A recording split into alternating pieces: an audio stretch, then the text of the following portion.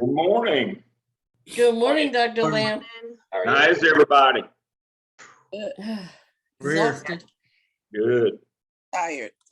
It's been Tired. a long week. We hadn't got started yet. He said good. I got 6 days before this day. We had to work 5 days. It's been a long week. Yeah. So I think we should lift each other up in prayer. Yeah, that's a good idea. Yeah. That's a good idea. I was thinking the same thing with everything that's going on in the world. It'd be a good day to start with a prayer.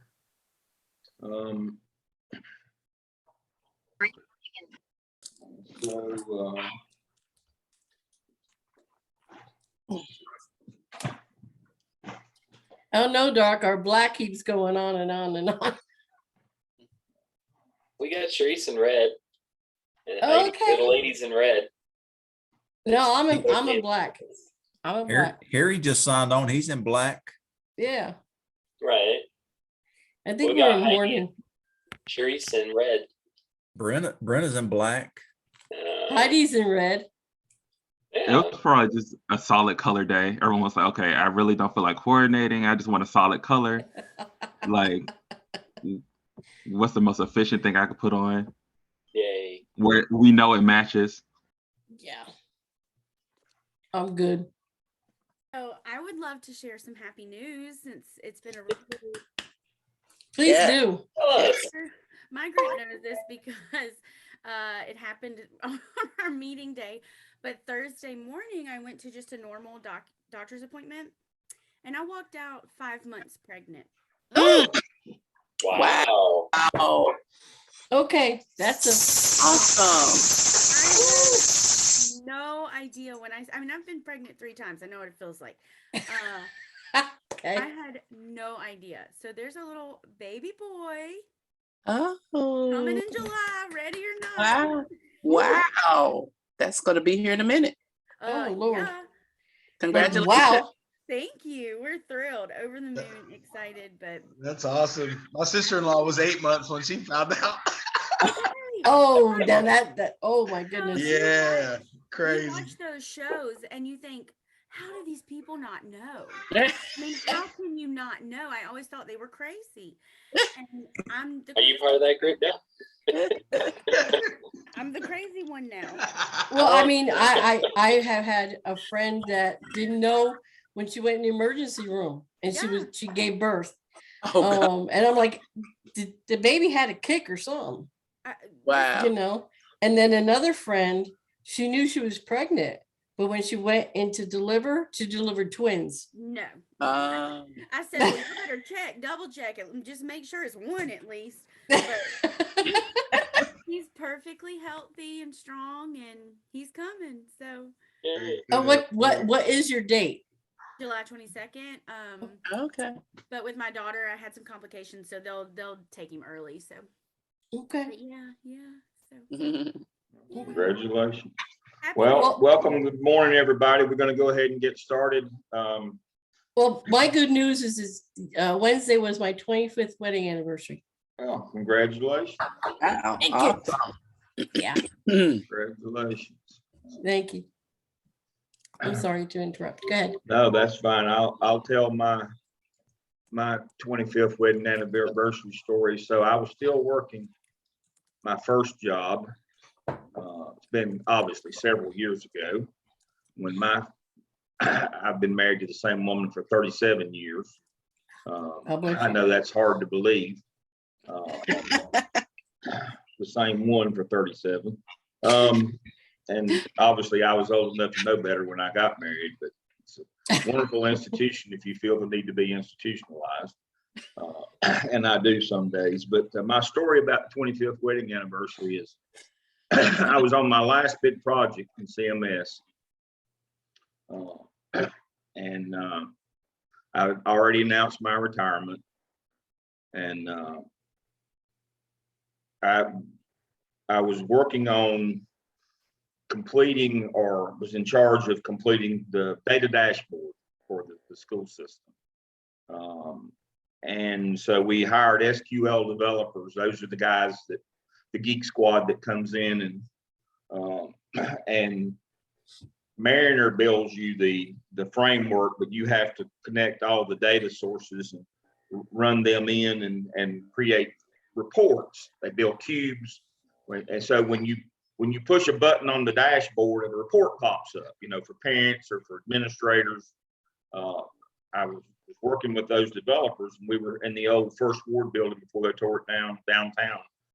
Dr. Neal might remember it downtown in the middle of town. And these people are uneven at best, crazy at worst. But they don't come in, they work at night. So I'd work all day as a deputy, and I'd go over at night and check on them. But if you didn't show up, they didn't show up. I mean, these guys, they're just contract workers. So I went over and I said, now I'm going to leave early because I'm going to take my wife to dinner. It's our 25th wedding anniversary. And I said, now y'all need to stay here. I'm going to have somebody come check on you about midnight. Y'all don't need to leave. One of the fellows sitting there, remembering the audience here, this crazy bunch that I've got, and he said, I've been married for 17 years. And I said, isn't that a picture on your desk of a recent wedding? He said, yeah, that's my 5th wife. I've been married 5 times for 17 years total. I said, you don't get to count it that way. I thought you guys were data guys. It starts over each time you get married. You don't get to count in aggregate. And I said, don't start with me about the common denominator here. Again, back to math. I said, don't claim how they were all crazy. You're the one that was, you know, the common denominator in 5 marriages. I mean, he was not an old man. I don't mean he was like my age in his 50s. He was like 35 and already been married 5 times. Oh my God. And so I always remember that story. It's a wonderful data story. You don't get to count in aggregate. That's not the way it works. But our prayer today is, in the season of Lent. This past Wednesday, of course, was Ash Wednesday. We had a wonderful service in the chapel at Gardner Webb. It doesn't hurt me to go to church twice a day. I could use some church enough, but the reminder of what Lent is, it's not just about sacrifice. It's about knowing that you are a servant. It's about knowing that Christ lives through you. Mm-hmm. That's the whole notion of Lent. And so today's prayer is from Saint Teresa of Avila. So if you'll pray with me this morning. Govern everything by your wisdom, O Lord, so that my soul may always be serving you in the way that you will and not as I choose. Let me die to myself so that I may serve you. Let me live to you who are life itself. Amen. All right. Amen. So let's start out this morning as we normally do. Let's do a quick debrief on last time, and then we'll look at the schedule going forward. So what did you learn from the case study last time?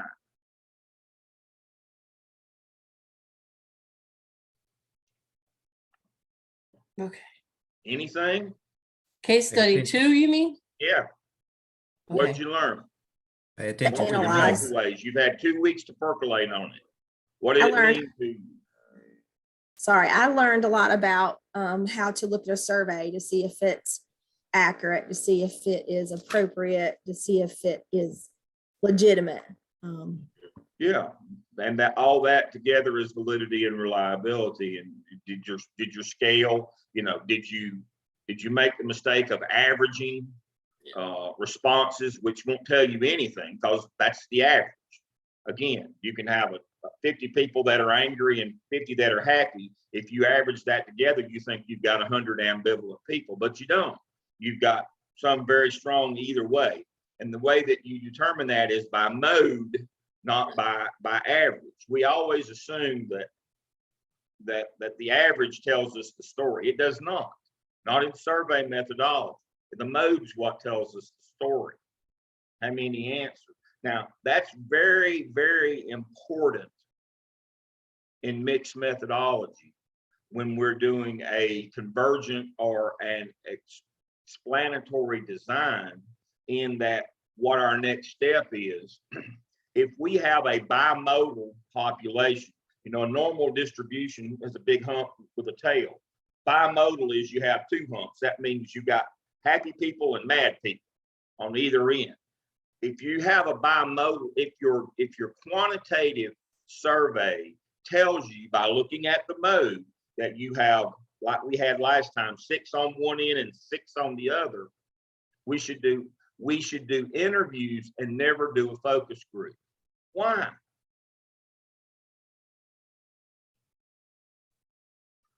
If we have a bimodal population, why should we never do focus groups and only do interviews?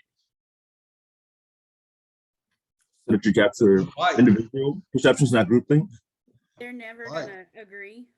They're never going to agree. If you pull only the group that the one group that everybody is in agreement, all you get is an echo chamber or confirmation bias. If you pull half and half from each group, all you get is a fist fight. Neither one of those is helpful collecting qualitative data. You will not get the story.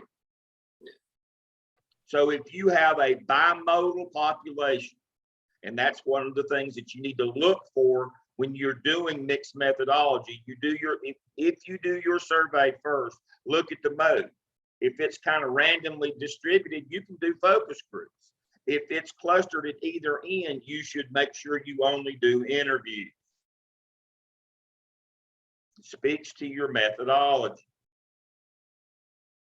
That's one of the bigger takeaways from case 2 is, aha, I've got a happy group and I've got a really mad group. What good would it do me to get them all in a room together? Oh Lord, we'd have to have a referee. What good would it do if I only listened to one of these groups? I would not get a complete picture. So I will do interviews. That way I can do that. Now, an extension of that is what kind of questions should I ask? Well, it's according to if you're trying to do a convergent design. A convergent design, when you do your interview questions, you ask basically the same questions that the survey did to see if it matches. But if you're doing an explanatory design, you collected your quantitative first with your survey, you ask why it's that way, explain that. So your interviews take 2 tacks. One of them is confirm what the original quantitative said on your survey, or tell me why it's that way, explain why it's this way. That's where that richness of data comes from. So when we talk about, well, I'm going to do quantitative and then I'll do a qualitative interview, and if you're doing convergent, the questions should match. If you're doing explanatory, then you're going to ask them to explain. And here's a little trick. Here's your quantitative data and it tells you this, and you do your survey and you're going to ask them why it's like it is. A best practice is have a set of recommendations that you have made from what you learned from your quantitative data. Have a set of recommendations. And when you ask people, why is it this way? What do you think about this as a solution? It spurs the conversation. It's like I told this story recently. Mine told it to one of y'all. I live in Lake Norman. That's where I am today. It's a pretty affluent area, you know, technology and all that. And years ago, we used to play trivia. And, you know, you could go to different places and play, and there was a little circuit around here. And of course, it was all electronic. And they'd ask a question and you'd have 4 choices that you choose from. And it was real fun. It'd go real fast. Well, we were in Rutherford County. We were in Rutherford where my brother-in-law lives, which is, you know, about 20 miles past where the pavement ends. It's so far out in the stick, even the Presbyterians hound snakes. So we went to, they said, we want to go to this place, they have trivia tonight. We thought, well, we know how to play trivia. Yeah, we just got trivia in this part of the world. This is obviously a while back. So we went to this place and they had trivia. And what they did was they passed it out index cards. And they would ask a question. You were supposed to come up with the answer on your own. Well, obviously, in that part of the world, it didn't go real well. That group didn't have a clue. It was very awkward in that if you don't know the answer, but if somebody can spur you on, here are some choices, here's some things to think about, it's amazing what people can come up with. But if you just ask them like fill in the blank questions, when it comes to interview time, oh my Lord, you get that stare of the terminally stupid. They just sit and look at you. And so if you are doing qualitative data collection and you're doing interviews and you are trying to work on explanatory, where explain to me why it's this way, part of what you're trying to find out is potential solutions. It's this way. For example, teacher working condition survey, we'll use that one. I don't have enough planning time. You go talk to people and they say, oh, well, you think, well, the solution's obviously to put more planning time in the daily schedule. And they'll say, no, I got plenty of time in the schedule. I just never get to take it because I'm always covering classes. And so the solution is not more planning time, it's higher substitutes. Completely different solution. But what if we did this? What if we did that? What do you think about this or that? And all of a sudden it opens up a richness of data. That's what we're trying to do with qualitative, is we're trying to, the quantitative is the outline. We're trying to paint inside or color inside, which brings me back to the old Clemson joke. Their library burned down and both of their books burned and one of them hadn't been colored in. That's the whole notion, is we want to color in the lines with our qualitative work that backs up our quantitative work. When you're doing an explanatory design where you're trying to explain why the hard numbers are what they are from your survey, having a set of recommendations that you have developed from that survey. What about this? Think about that. Would this work? How could we do this? That will bring out a richness of data, because remember, we're doing action research. We are trying to have an impact, change, or fix something. We're not just gathering information, boy, this is good to know kind of stuff. We are paired with a specific organization trying to fix a specific problem. Recommendations will help you in that data collection. So these are all kinds of things that we should have learned from our second case study. Those are things we percolate on. An overarching theme, and this goes back to Reed's question last time, when do you decide to get rid of somebody? If it's skill-based, we can work on their skill. If it's dispositionally based, I can't fix you if you're not a good person. That's part of it too. When do you have to pull the trigger? When do you realize that it'll be throwing good money after bad if we continue with this person? If their deficits are skill-based, yes, let's fix this person. Let's give them let's use the resources of the organization to help them, to grow them, to develop them. If they're a bad person, you can't fix that, folks. You just can't. You just can't do that. The first case study in school law that I teach is about a teacher who fails a kid for a year over a homework assignment. She manipulates the grading scale to count one homework assignment more than half the yearly grade and fails the kid for a year. Obviously, that's illegal. It violates federal law. The list of things that violates is too long to even get into this morning. But the notion here is this: what do you do with that teacher? Can you work with that teacher? Oh, Lord, no. Teacher's got to go. I mean, you wouldn't get that much punishment. A whole year-long exclusion is the most punishment you can give if the kid brought a gun and shot somebody. and you've done it over a homework assignment, that is, that's a personnel problem. That's not a grading problem. That's not a lack of knowledge problem. That's a personnel problem. I had a student say, well, if she did something really, excessive to a kid, how much more excessive could it be? Short of physically or sexually abusing a child, the worst punishment you can give them is to exclude them. That's the most you can do, is exclude a kid for a year. And that's after five levels of due process, all the way to the court system before you could do that. This teacher just did it out of hand with no due process. Now, you'd know not to do that if you're in the business. You can't fix that person. That's an egregious error. That is a dispositional issue. So that's one of the things that we had to learn last time as well. We can't fix John. John's behavior is too much. He's created a toxic work culture that we can't get it. We can't dig our way out of. The lawsuits are coming,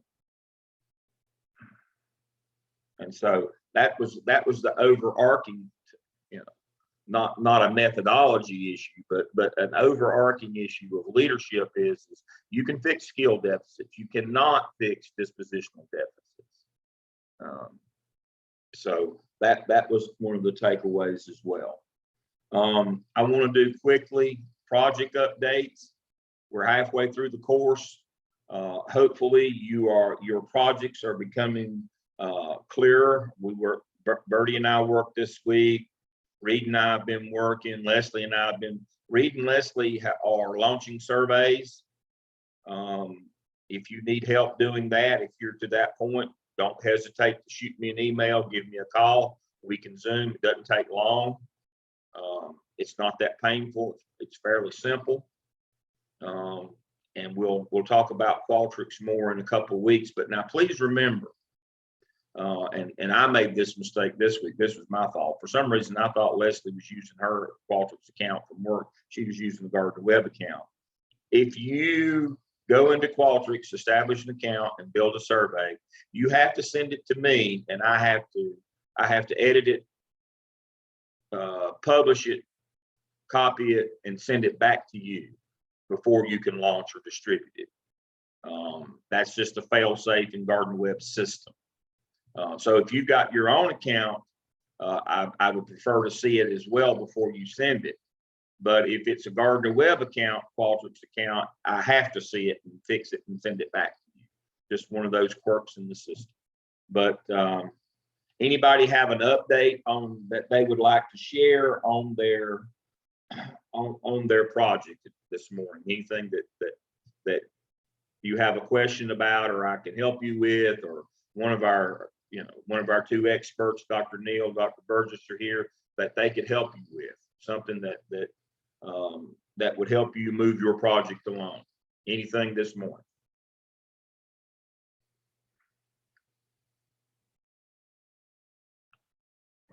No? I'm gonna email you or call you, Dr. Lamb, and get with you on mine. Okay. Hey, sounds good. Dr. Lamb, I have a question. Yes. Because I do feel like I'm behind. So at this point in this semester, where, in your opinion, your expert opinion, where should we be within our project? You should be at problem identification. Oh, okay. Okay. I'm there. So I just didn't know if I needed to be further or by the end of this course, you need to have problem identification. That's why I told you we're not, it wasn't, we have this notion that in the first semester or two, we ought to already be done. No, when we get here, we're working on identifying our problem. And once we identify our problem, it tells us what our research questions are, what we're trying to answer, which leads us to what data we're going to need, which leads us to our methodology, what survey or what interviews we're going to do. And so you should be at the problem identification level. That will lead you. So by the end of this course, when we get to your qualitative and quantitative projects, you know what problem and how you're going to collect your data. Now, if you're to the point where you can collect it, we'll go. But you know, you got about 6 more weeks, you know, to figure out what. All right, here's my question. By midterm, you should have your problem identified, and that gives you a couple of months to put together how you're going to collect your data, because you know what your problem is and what kind of data you're going to need to answer it. You don't have to have done it. If you're at that point, we'll go. But if you're not, so midway through, that's just a great question, Harry. Midway through, you should be at problem identification phase. What is their pain point? What do they need help with? Got it. And then Appreciate that. that's a great question. That's where you should be. Now, if you haven't identified your problem by now, there could be an issue. Right. There could be an issue if you haven't identified a problem by now. Is it fine if we pivoted from our initial thoughts when we created our project charter? Absolutely.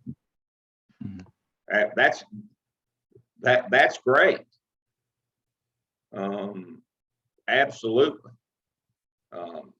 And that happens every semester. That happens, and it's supposed to happen. As you learn more and understand what action research is, and what your original thought doesn't fit, you're supposed to be knowledgeable enough now, with the assistance of our other 2 experts here and what little I know, to adapt what you did and go a different direction. That's great, Doc. I mean, that's exactly what this course is intended to do. Is help you to understand, hey, wait a minute, that wasn't the right direction. You know, that's like John Bolin. John Bolin was an early adapter in our golfing group that played at the golf course in Far City at the Muni back in the day. And John was the first person in our group to adopt the metal-headed driver. You know, golf drivers were persimmon wood for hundreds of years, and then TaylorMade developed metal-headed drivers. John was the first one in our group to adapt the metal-headed driver. Somebody asked John, how you hit that driver? He said, oh, I can hit this driver 20 yards further into the woods than I could my old driver. So going 1,000 miles an hour the wrong direction is still the wrong direction. The whole notion of this course is to correct course, you know, and try to get it back in play. That's a big piece of the first half of this course, is learning that, you know, what is research? What am I trying to do? What data do I need? And then looking at your project charter and saying, yep, I was hitting it down the middle, or, oh, I was hitting it way over here in the woods. It won't do any good to hit it further in the woods. Keep going further. Let's stop, make a correction. And so that's the whole notion. And that's why I tell you, if you just identified a partner by the time you get here, that's really all you need. So that's great. Project charter is basically what you outlined in your consultancy shell that said you're going to do. And it's okay that it changes. It ought to, if it's not appropriate for what we're trying to do here in action research, it ought to change. Okay, are you talking about phase 1? Are we supposed Yes, to have that phase completed? 1. Yeah, phase 1. We need to have that completed by the end of the semester, or? Yeah. Okay. Yeah, you don't need to have it done until the end of this semester. You need to have a firm idea of your project charter, what you're going to do. And if it changed, if you had an initial one and it changes during this semester, that's great. Okay. I wasn't sure about that, but I will put Yeah. that in my to-do list. Thank you. Yeah, we for years I've told you, just wait till you get here. It'll be okay. It won't take but a minute once you get here. Reed, you got a question? Yeah, it may be a little bit of a dumb question, but I know in our shell with our consultancy stuff, we've got stuff that we need to be loading in there. So I've got some data. Are we supposed to be loading that data into consultancy? Because I know there's some forms in there. I haven't been loading it in there. Yeah, toward the end of the semester. Okay. We'll talk about that in about another month. We'll talk about, all right, here's what you've got so far. Let's start looking at loading it in there. And back to Doc's point, if you load it in there now and it changes, then you got to go back and redo it. And say, I'm not real big on plowing the same ground twice. You know, that's one of those things you kind of have to hold your water. Don't wet your pants. We'll get there. You know, one of the things that students complain the most about is, I did this, and now I got to go back and change it. Well, don't do that. That way you won't have to go back and change it. I went to the doctor the other day and I said, it hurts when I do that. You know what he said? Don't do that. You know, it's real simple. We will get you there. But I don't want us to have to redo it 2 or 3 or 4 times. That doesn't serve anybody's purpose. We're learning as we go, and you know, research doesn't take that long once you know what you do. I mean, it's pretty quick and easy. The trick is knowing what you do. People ask about methodology. It's not about the calculus. It's not about any of that. It's about knowing what you're doing, when to apply what statistic and what data to collect and how. That's what methodology is. It's not about the calculus. Calculus is easy. That's the easy part. It's one of those things, and that speaks to what I wanted to start with this morning is chi-square goodness and fit. We're ending up Salkine this morning, and there's 2 things that I want to talk about: independent and dependent variables. This kind of concludes Salkine. Then I want to talk about chi-square goodness of fit. So independent and dependent variables. Independent variable are the things that are independent, we can't change. The dependent variable is what we're trying to change. A test score, an outcome, whatever we're trying to change, that's the dependent variable. The independent variable are demographic things along the way. For some reason, we have a hard time. Sometimes we call the dependent variable the outcome variable. I'll give you an example. College admissions. There are several variables that we can look at to try to predict how enrollment's going to be in the fall of the year when the new class comes in. We can look at number of applications. We can look at the number of hits on the website. We can look at the number of students who are graduating from high school in our region. We can look at where our students come from. We can look at a map and say, you know, how many students are in this area. We can look at all of those things. Those are all independent variables. They're not outcome variables. There's only one outcome variable in college freshman admissions, traditional undergraduate, and that's how many actually show up on the first day of classes. All the other things, I mean, even accepted enrollment, that's not really an outcome variable. We think it is. And we talk about MELT. You know, August 1st, we got this many undergraduates signed up. How many of them show up the first day? We call that MELT. Well, it's not really MELT because they were never really yours until they showed up. When you're talking about admissions, until they actually show up in class the first day or the first week, they're not yours. We think that how many of them actually accepted their admission or how many of them actually sent us a check or committed that they were going to enroll. We think that's an outcome variable. It is not. They're not ours until they show up and stay until drop add. Then they become yours. That's the only outcome that really matters. So don't and see, we can delude ourselves by not understanding outcome or dependent variables. I'll give you an example. Forever, Gardner Webb was on, for traditional undergraduate, was on the single application system. You had to either get a paper copy or even later years download the single application that said Gardner-Webb University, and you filled it out and you sent it in. And we got about 1,500 of those a year. And we would take a class of about 400. There was a time when we got more than that, but times have been tough since the economic crash of 2008. By 2011, our traditional undergraduate enrollment started to reflect the new economic reality. And so, getting about 400 a year, give or take 3 or 4. I mean, it was pretty consistent. And somebody in admissions came up with this idea. Let's join that common application consortium, where you can fill out a common application and send it to up to 5 schools.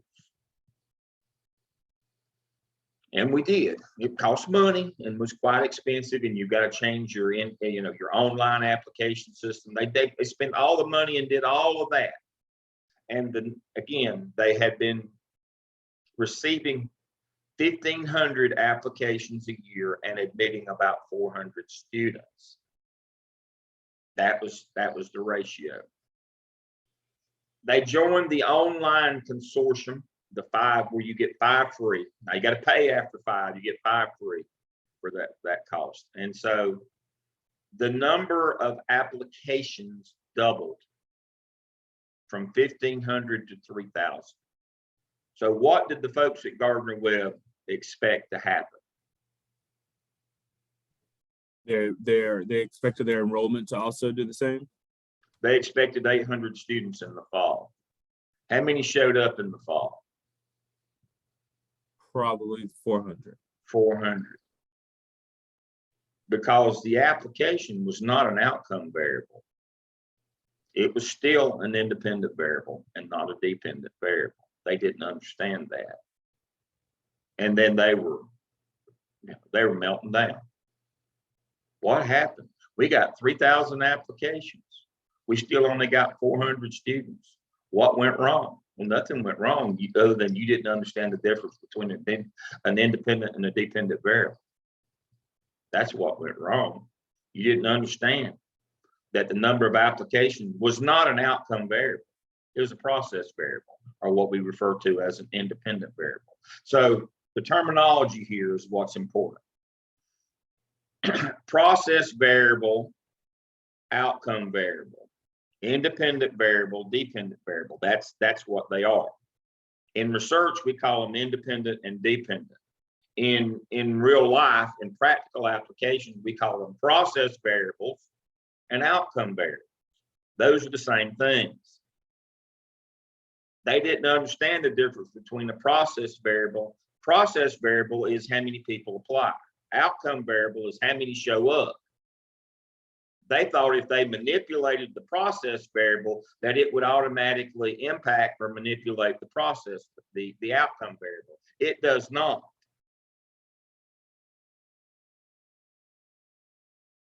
You have to understand that when you're doing your research. If you want more students, you have to sign up more students, not just get more to apply. That's a different thing. The activities that you would engage in are different. You can simply manipulate, join a consortium to get more applications. To get more of them to sign up, you're going to have to reduce costs or add different programs. That's a completely different solution. So, that's the notion here. But we get too caught up in process variables to understand that won't help us. Now, it also tells us something else as well. It speaks to using convenience samples. There's nothing wrong with convenience samples. Now, we need to check to make sure they're not outliers. That's what we do with chi-square we're going to talk about in a minute. But the problem with convenience samples, and it speaks to the case of Dixie weaving today, the problem with convenience samples is you may not be asking the right people the questions that you may have the right questions, but you're not asking the right people with a convenience sample. Back to Gardner Webb, they called the Geek Squad in a couple of years back and said, we're going to try to find out why all these students that apply, so that, you know, when it went wrong, you know, they got all these students to apply, but they still ended up with 400. They called the Geek Squad in. You know, now you should have called us in before you did this, but now you've spent all this money to become part of this consortium. Now this online deal is really expensive. Spend all this money changing your website and doing all these things to this common application. You have to pay them a fee and do all that. All of a sudden now we want to know why students would apply and not show up. Okay, that sounds like a reasonable thing to want to know. And they said, here's what we propose to do. All of our brand new students, we have access to all of them in University 111. There's 386 of them that stayed past drop ad. We're going to go survey them to find out why you would apply at a university, accept the admission, but never show up. We want to find out why. What's wrong with that in terms of a convenience sample? Back to Hertzberg. Wrong people. Yeah, you had the wrong people. The ones that showed up don't know why you would accept it. They did. They came. Why would you ask them? They don't know any more than I do about why the other ones didn't come. Now, so I had to point out to them, you know, I'm always the, you know. Pardon my language. How easy is it to get a hold of those who don't come? It's not. Okay. That's why we call it a convenience sample. We just pick the people over here because it's convenient to get to them, but they don't know any more than anybody riding down the road in the car. It would be just as efficacious to flag down cars at the one stoplight in Bowling Springs and say, hey, how come students don't come to accept admissions here? They'd know just as much as the kids who showed up. Yeah. We delude ourselves with convenience samples sometimes because they look like, we think they're the same population, but they're a different sample of that population. Yeah, they're 18-year-olds who applied to come to Gardner Webb, but they don't look at all like the ones who didn't come. The ones that didn't come are a different sample of that population of 18-year-olds that applied. And asking them would be the same as flagging a car down and asking people, why you think this group didn't come? Well, they don't know any more than the group sitting in University 111 knew why the others didn't show up. If you want to know why the ones that applied and didn't show up, who should you ask? You ask them. But it's not convenient to ask them. And so the lesson learned here is research is not always convenient. The Dixie Weaving case study today, you know, how efficacious is it to ask? I mean, it's informative to ask the ones that are still there what the problems are, but if you want to know why the ones left, who you got to ask? You got to ask them. You know, again, it goes back to that notion of process and outcome. An outcome variable is the ones that didn't show up. Well, you got to ask them. Asking the ones that showed up won't help you any. It might, you know, it might tell you a little something, but it won't tell you why. Back to Hertzberg, it'll tell you this is why I came, but it won't tell you why I didn't come. Those are two different things. Just like staying and going. The things that make me stay are different than what makes me go, according to Hertzberg. Same thing with admission. Everything circles back to a theoretical framework, and you've got to understand them because it will have an impact on your methodology, who you ask and what you ask them. It has to be logical. It has to circle back to your theoretical framework. Now, you could survey both to get a comparison, correct? You could. To find out like a balance or an imbalance that's there. You exactly. You could do Okay. that, but yes, that's a best practice. Okay. But just asking one group won't help you. You have nothing to compare it to. Okay. Now, what if you only got one? What if you're only working with one group? Well, that's pretty much what we do in action research. We just work with one group. We just work with one group. How do we know? We talk about significance versus meaningful. When we do when we do a test for significance, P is less than or equal to 0.05. That means there's less than 5% chance that the data that we collected is due to chance or error. That's significance. It doesn't speak to what the findings mean. It just speaks to how much that we're sure that there's less, that whatever we found is not due to chance or error. And so, when we're running different statistical analyses, we're trying to make sure that we didn't hit an outlier group, that our data is not valid. And so one of the things we do is chi-square goodness of fit. When we're working with one group, collecting data from them, how do we know that they're a normally distributed population? That we didn't just pull a outlier group, out of, and they're not actually representative of the bigger group. And so we do chi-square goodness of fit, where basically what we do is we report the actual frequencies, the mode, versus the expected, and we run a simple analysis. And so let me share my screen. And so when you're working with a one-off group that you have pulled, and a convenient sample, it's not a bad thing as long as they are relevant to what you're trying to find out. So we have this notion that all convenient samples are bad. They are not bad. Pretty much everything we work with in action research is a convenient sample. It is the people that we're trying to affect. We just need to make sure that they're normally distributed, that we didn't hit one of those bimodal populations, that we only sampled one piece of it, and our findings are not relevant to everybody in the group. So we do a goodness of fit to make sure that our first frequency should have told us if it was a bimodal population. Now we're trying to make sure that we didn't just hit one or the other of those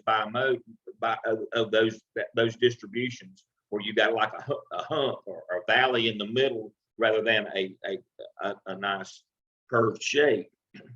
But what if we have hit, when we collected our initial data, when we surveyed, what if we only hit one part of that distribution? We got that little tail out there at the end, on either end, or we got one of those humps. And how do we check to make sure that our group is, that our sample group is representative of the bigger population? We do chi-square goodness of fit.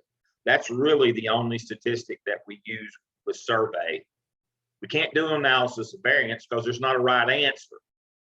To do an analysis of variance, there has to be a right answer. The question is, what's 2 plus 2? Well, it's 4. That's the right answer.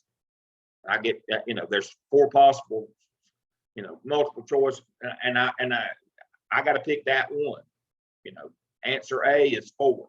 If I don't pick that one, it's the wrong answer. The problem that we get into in action research, there is no right answer. It's all opinion. So I can't run an analysis of variance, but I can run a chi-square. And let me see, share my screen.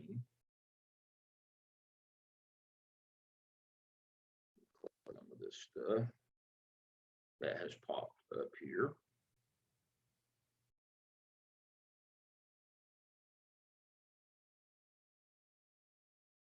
All right.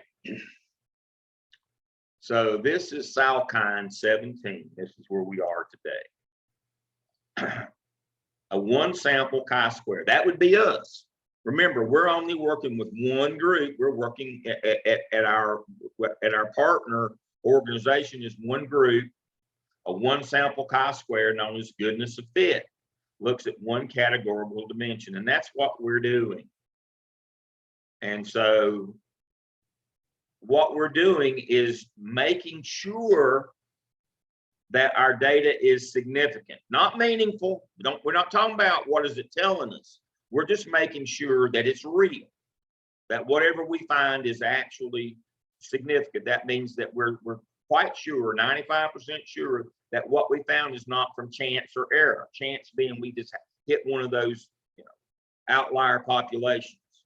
That's what we're doing here. We're just working on significance, not meaningful. And we compare what's observed by what's expected. Here's the formula of the calculus. Pretty simple. And so this is what it looks like, computing chi-square. We look at our, this is a three answer Likert scale, 4 maybe or against. We look at how many observed. This is the actual number who were for. This is how many maybes we had, and this is how many against. The total is 90. The expected is 30, 30, 30. There's an equal chance that they could have picked any of these three.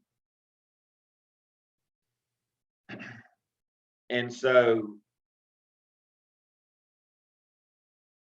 here is the chi-square box. Here's what it looks like, expected, and it will calculate our statistics for us.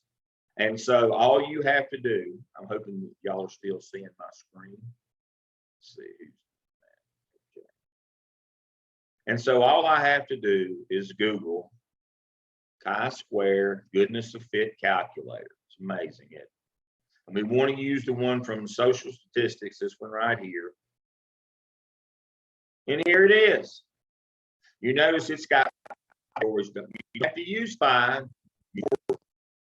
And simply what you do is you name your categories. Your first one would be strongly disagree, and then disagree, and then agree, and strongly agree. Now you notice I don't use all 5 because I don't like, in what we do, I don't like the middle category. So there's my 4 categories.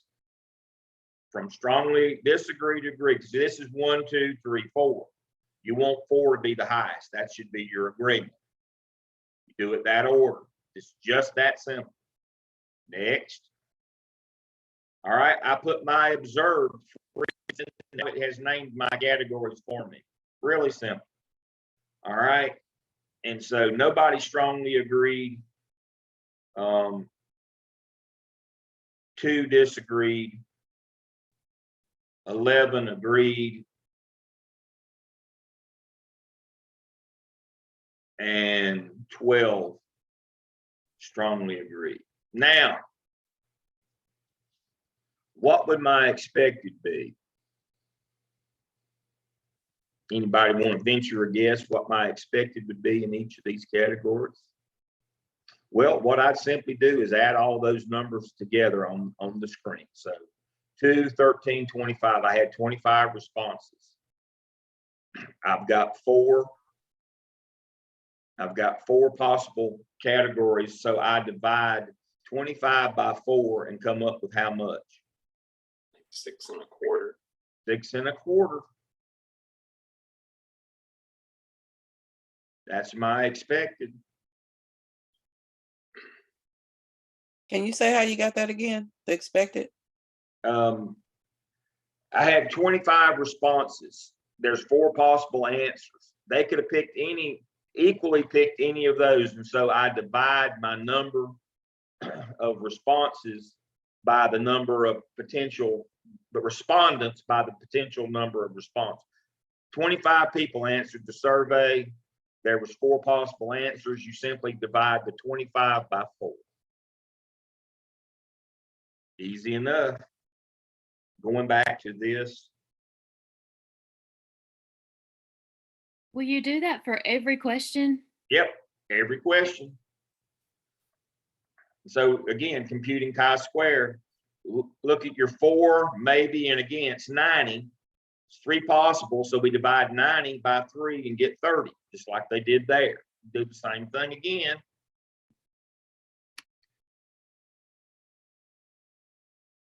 So when we add all these together, both columns must come to 25, must total. The sum of each column must be 25. Or the product of each column must be 25.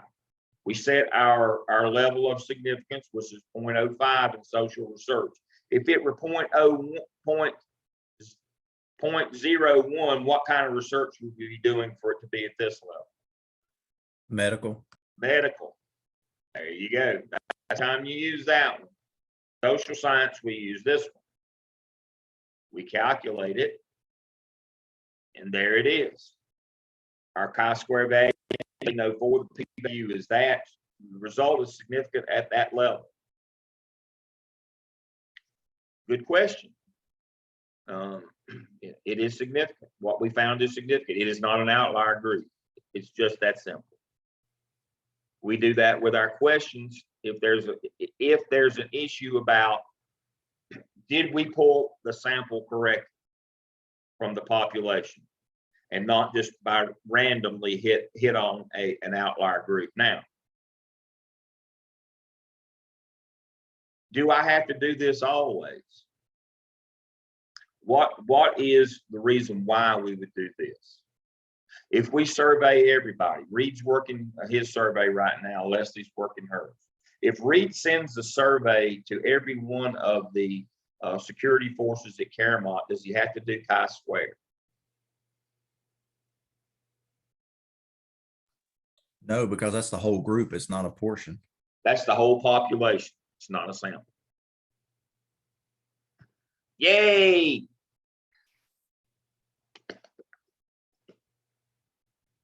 So We what only might do he do this. if he sent Pardon? it to everybody? What might he do if he sent it to everybody? Doesn't have to do anything. He's just going to look at mode. Yeah. Okay. He's just going to go on. You only have to use this in action research if you are pulling a sample from a larger population, just to make sure that you have statistical significance, that you didn't hit an outlier, chance or luck, and hit the wrong group. You know, the tails, a normal distribution, you got your little tails on either end that has 3% of your population. What if you happen just by chance to hit all of those? Everybody that you surveyed, everybody in your group was in. Or it's a bimodal, where instead of having a nice bubble curve, it went up and down and back up. You had two modes at either end. What if you got all your responses came from one of those two modes in that bimodal population? How do you know you didn't do that? So you only have to do chi-square goodness of fit if you are pulling your survey from a sample of your larger population, just to make sure that there's not chance or error involved, that what we found is actually significant. It's free of chance and error. If you are surveying everybody, you don't have to do this. Again, this is just good technique. This is making sure that we are disciplined in our inquiry. Nobody's standing around making us do this. We ought to do this because it's the right thing to do. So if you know that you're going to sample your bigger population, you're going to do chi-square. If you are going to pull data from everybody, you don't have to do it.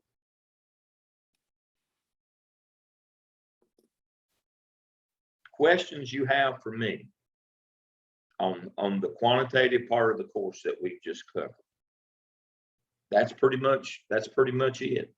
Now you can dive deeper down into it, but you should know now pretty much everything that you need to know to be able to effectively collect your quantitative data. You know the do's and the don'ts. And you know how to check yourself in the end to make sure that if you're sampling a population, that you're good to go, because we're going to have to generalize that. We don't have to generalize if we can talk about our data in general terms if we've sampled everybody. But if we've only pulled a sample of the larger population, the whole notion is we got to then generalize that data from that sample to the bigger population. And we have to be sure that they match. We have to be sure that they match.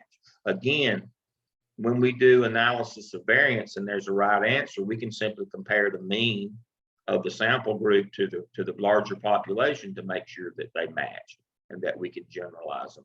But in survey data, there is no right answer. They can pick whatever they want because it's their opinion. That's the part that kind of hangs us up in action research. Well, and people say, well, that's a damn fool answer. No, everybody knows that answer, but if that's their opinion, that's their opinion. It's not a definitive, this is the right answer like 2 + 2 when you're doing survey work. When you're doing opinion survey, satisfaction, agree, disagree, they are allowed their opinion, no matter how dumb it is. Now that doesn't mean you have to act upon that, but they get to have their opinion. And you have to accommodate that.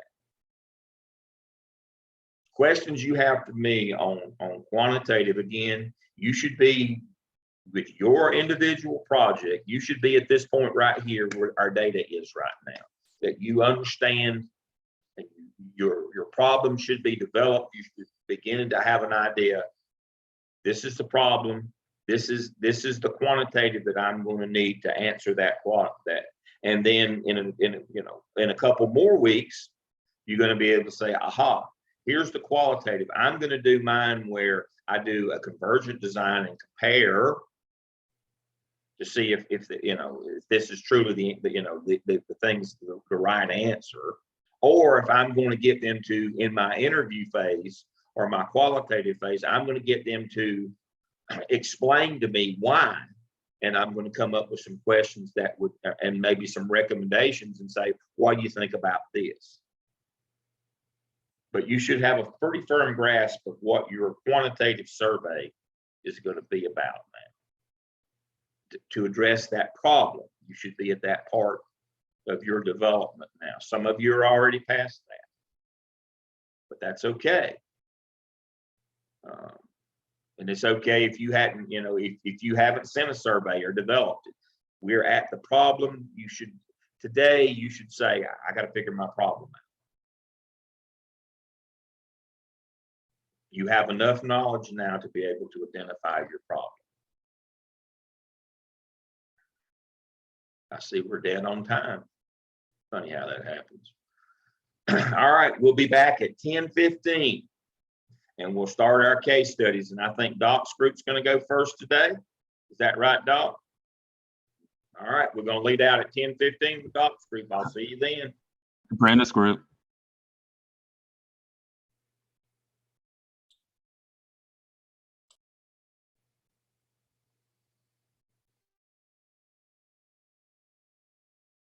My recording back on. So let me share my screen. When we go out and we pull a sample from the population, the two biggest errors that we make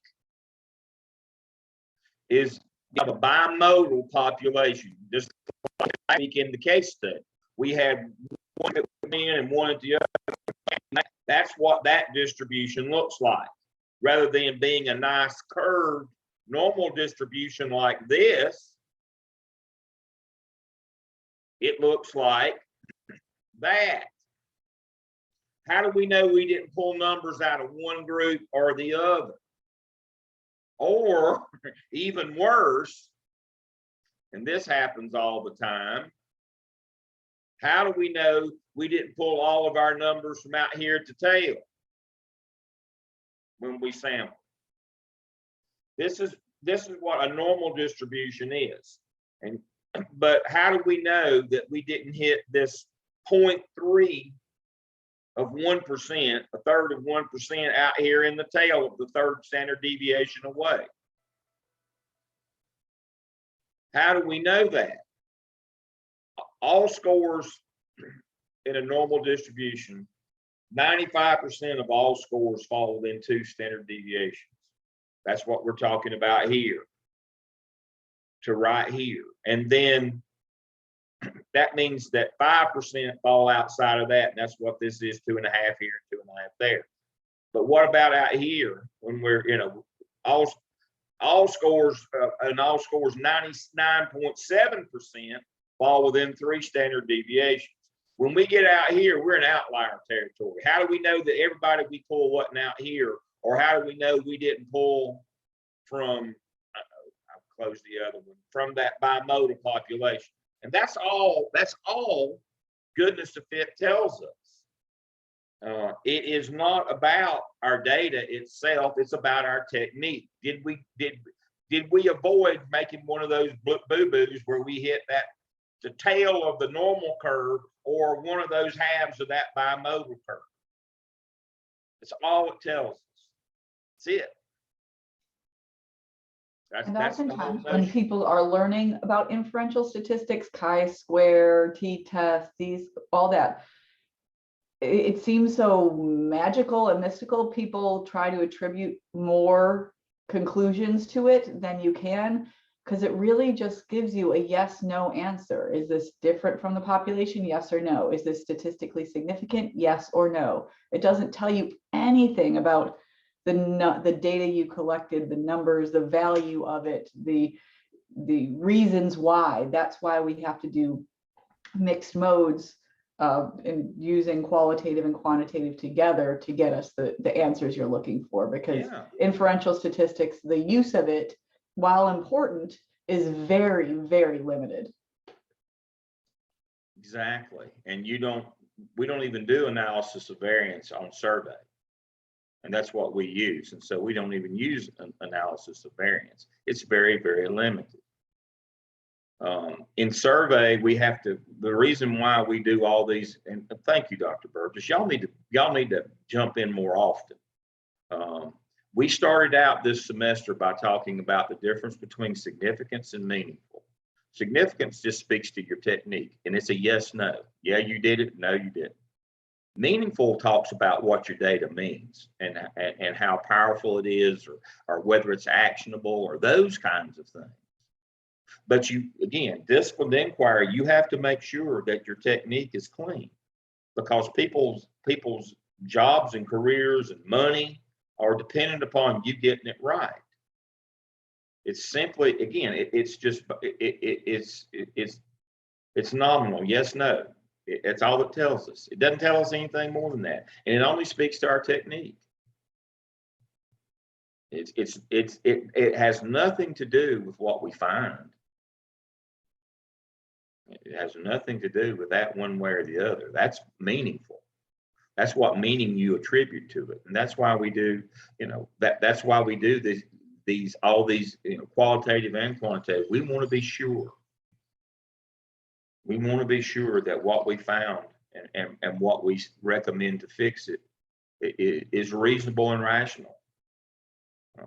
And so we're hung up on these notions of validity. Does the test that survey, does it measure what we asking it to measure? We're hung up on reliability. Does it work the same way everywhere? Do we deploy it the same way? Recently, I told you the story in passing a couple of weeks ago. A person who does data collection for the university, it was suggested to him that he changed the timing of the survey to a time when students would be happier to manipulate the results. Well, we don't do that. We can't compare it to last year if we give it at a different time. It's not reliable. We give it at this time every year. And the suggestion came, let's change that time to this time. We'll get more favorable responses, and we can compare it, and we can show that we're doing better than we were. No, we can't. That's apples and oranges. Again, that speaks to our technique. Doesn't speak. The survey is still valid that he was going to use. But if he uses it at a different time, it's not reliable in a comparative basis. If you survey it mid-semester when students are stressed out and then compare that to survey after they graduated and they're happy, that's not, Richard said, try to time it to try to get the best results. That's not what we're trying to do. We're not trying to get, we're trying to get the most accurate, the results that most accurately reflect the current conditions. That's what we're trying to do. You know, again, I go back to that notion, and I know this doesn't make any sense and it sounds dumb, and I'm guilty. Data has no value, folks. It just is. It's just numbers. It's what value that you ascribe to it that matters, but it's just numbers. And so we shouldn't be trying to manipulate it. You know, Deol's 10 ways to cheat with data.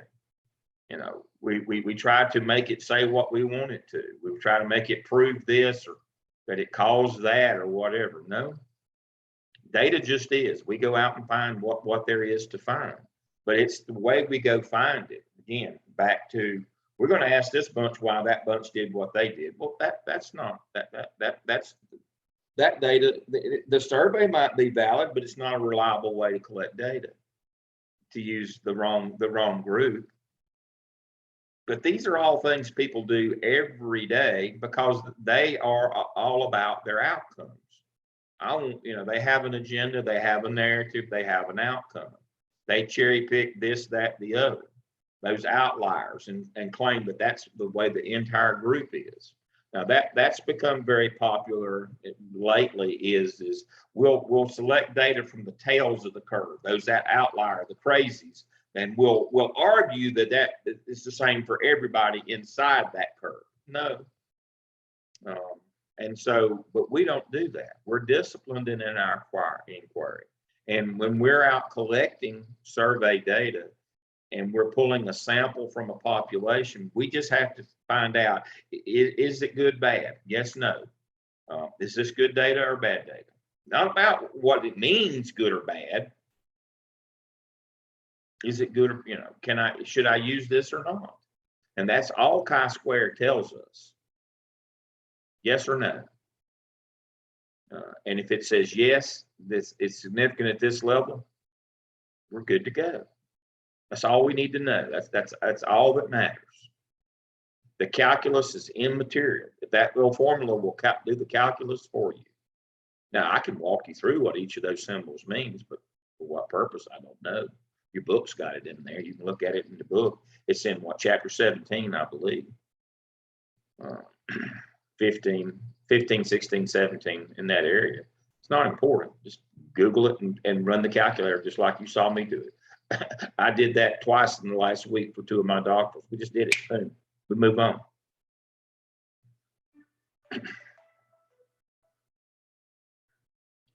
We just move on. All right, it's time for case studies. First group, let's roll.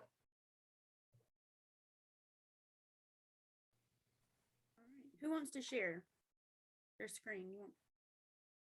I can do it. I can if you need me to. Good. I'm not.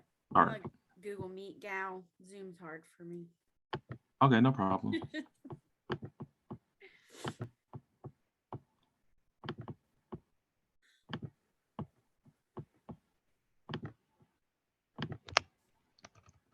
All right, can you all see my screen?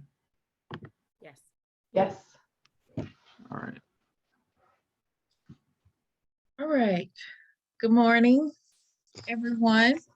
So our group 1, we did the case study about the work at Dixie Weaving.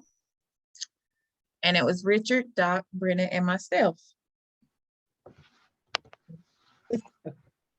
So a summary of this. So Bill is the HR director of Dixie Weaving, which is a fabric weaving company based in the southeastern United States. Bill is concerned about the turnover rate of factory staff. So approximately 40% of their factory staff leave each year. And so at this company, there are about 1,500 non-union employees in a 24-hour operation.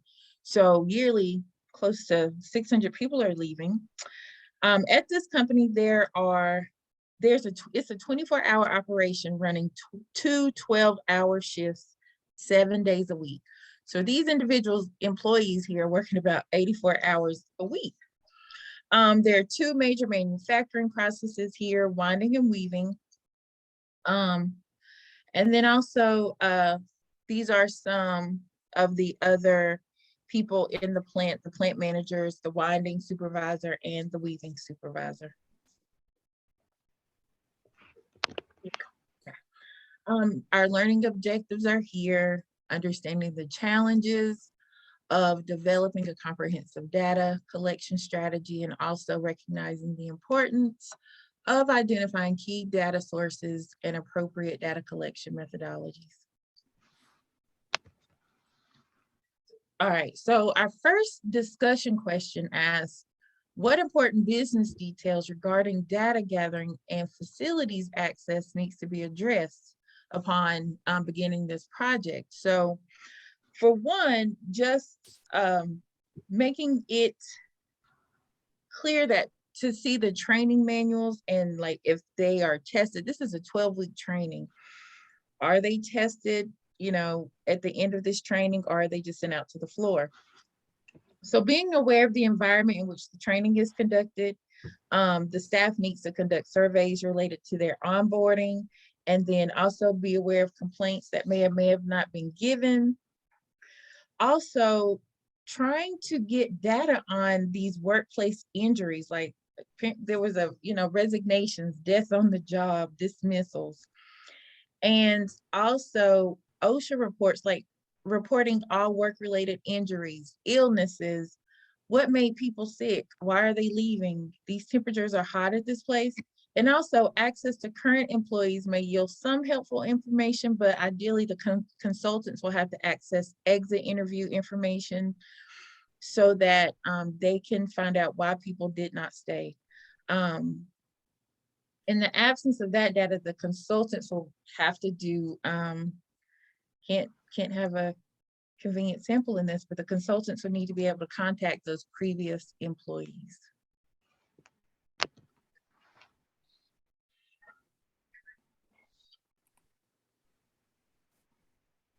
That's Brenda. That's me. That's me too. Oh, Go ahead. oh, that's me too. Okay, different picture. Okay. In discussion number 2, why might Dixie Weaving employees choose not to cooperate with the consultants? One, education. Most of the employees seem disqualified to perform the tasks needed or required from Dixie Weaving. Also, it could be that when you take them away from the work that they're doing to do these interviews, they may be asked to spend more time to catch up and then do additional work requirements. There's a non-union safety net, so their termination or fear that termination could play a role. There's a language barrier. So many of the second shift workers barely speak English, so they may not get the information that they need unless someone's there to interpret it. And then also, some people just do not like change. It's fine how it is.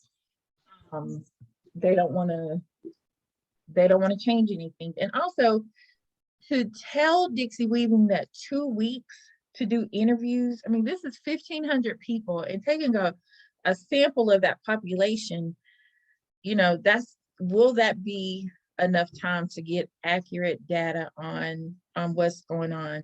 So these are the issues that the employees may not choose to cooperate.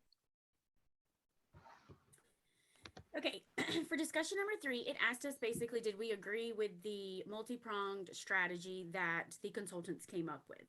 And, you know, this is obviously a multifaceted problem that needs to be thoroughly investigated. I mean, just exorbitant number of people are leaving each year. There are enormous amount of injuries in this job. The leadership seems to have a little bit of issues communicating with their staff. So ultimately, we know that yes, it's going to have to be multi-pronged. But fixing a symptom without actually addressing the root cause is not going to result in sustainable change. We've got to survey those past employees. We need to know why they are leaving. Just surveying current employees or leaders within the organization is not going to give us the information we need. We need to be in contact with those 600 people a year who've already left. We also want to put an emphasis on accountability systems and protective measures. This really seems like an unsafe working environment that they're not fully or effectively training their staff before they're sending them out to work with this very large and dangerous machinery. It's hot. It seems like a unsafe place to be. So there's certainly several areas that the consultants will need to address. We did come up with some secondary problems. There seem to be some cultural and language barriers within the case study. One of the people in management made a very not so great comment about, how am I supposed to even talk to these workers? Half of them don't even speak English. And then there's also a lack of empathy and concern for the health and safety of workers. Another one in management described one of the employees dying by saying he was flattened like a pancake in one of the machines, which just seems really callous. So clearly there seems to be a breakdown in the leadership and the employee communication, concern, empathy, and health and safety overall. So that brings us to our central problem, which is that poor and or dangerous working conditions for employees and a lack of accountability measures for workplace safety precautions are perpetuating low morale and low commitment to the organization, which in turn causes constant turnover. So that is what we were working with, is how are we gonna find out exactly what the employees who left are feeling or were feeling, and how do we correct some of these working conditions and workplace safety so that maybe our employees will stay.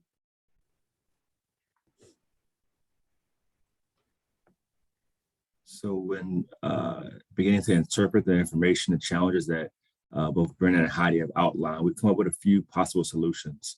Our first solution points towards addressing any gaps in training.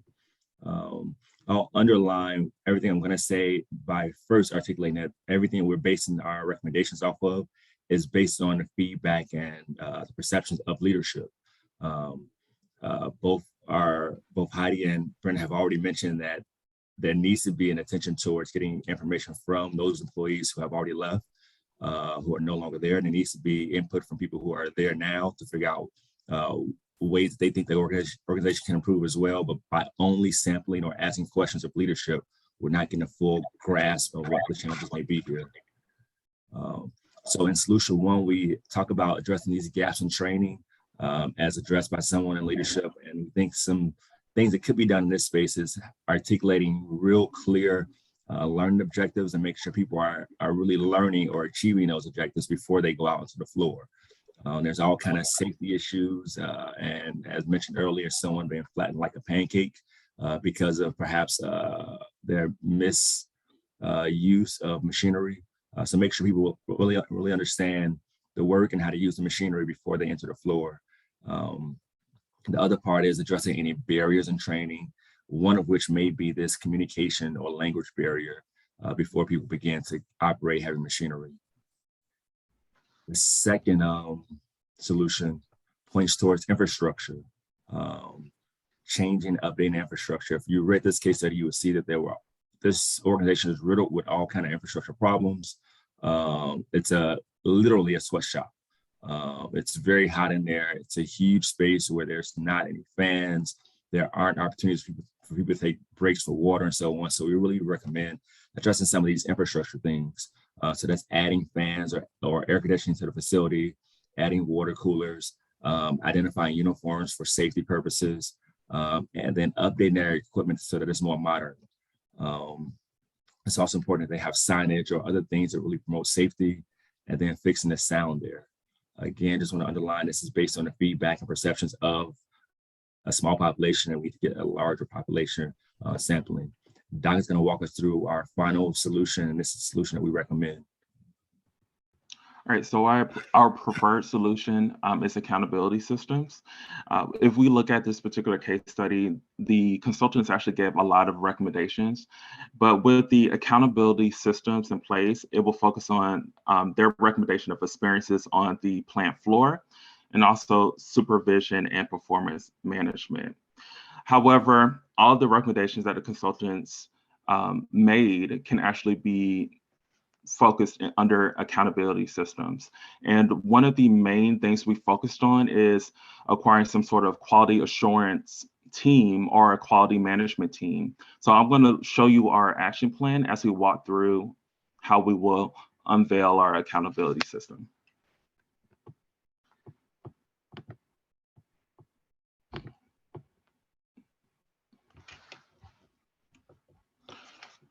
All right.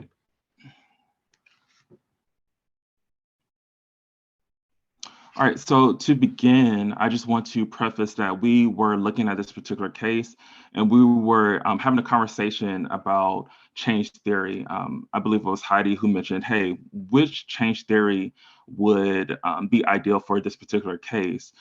Richard pointed that Cotter's 8-step change model may be something that we can look at.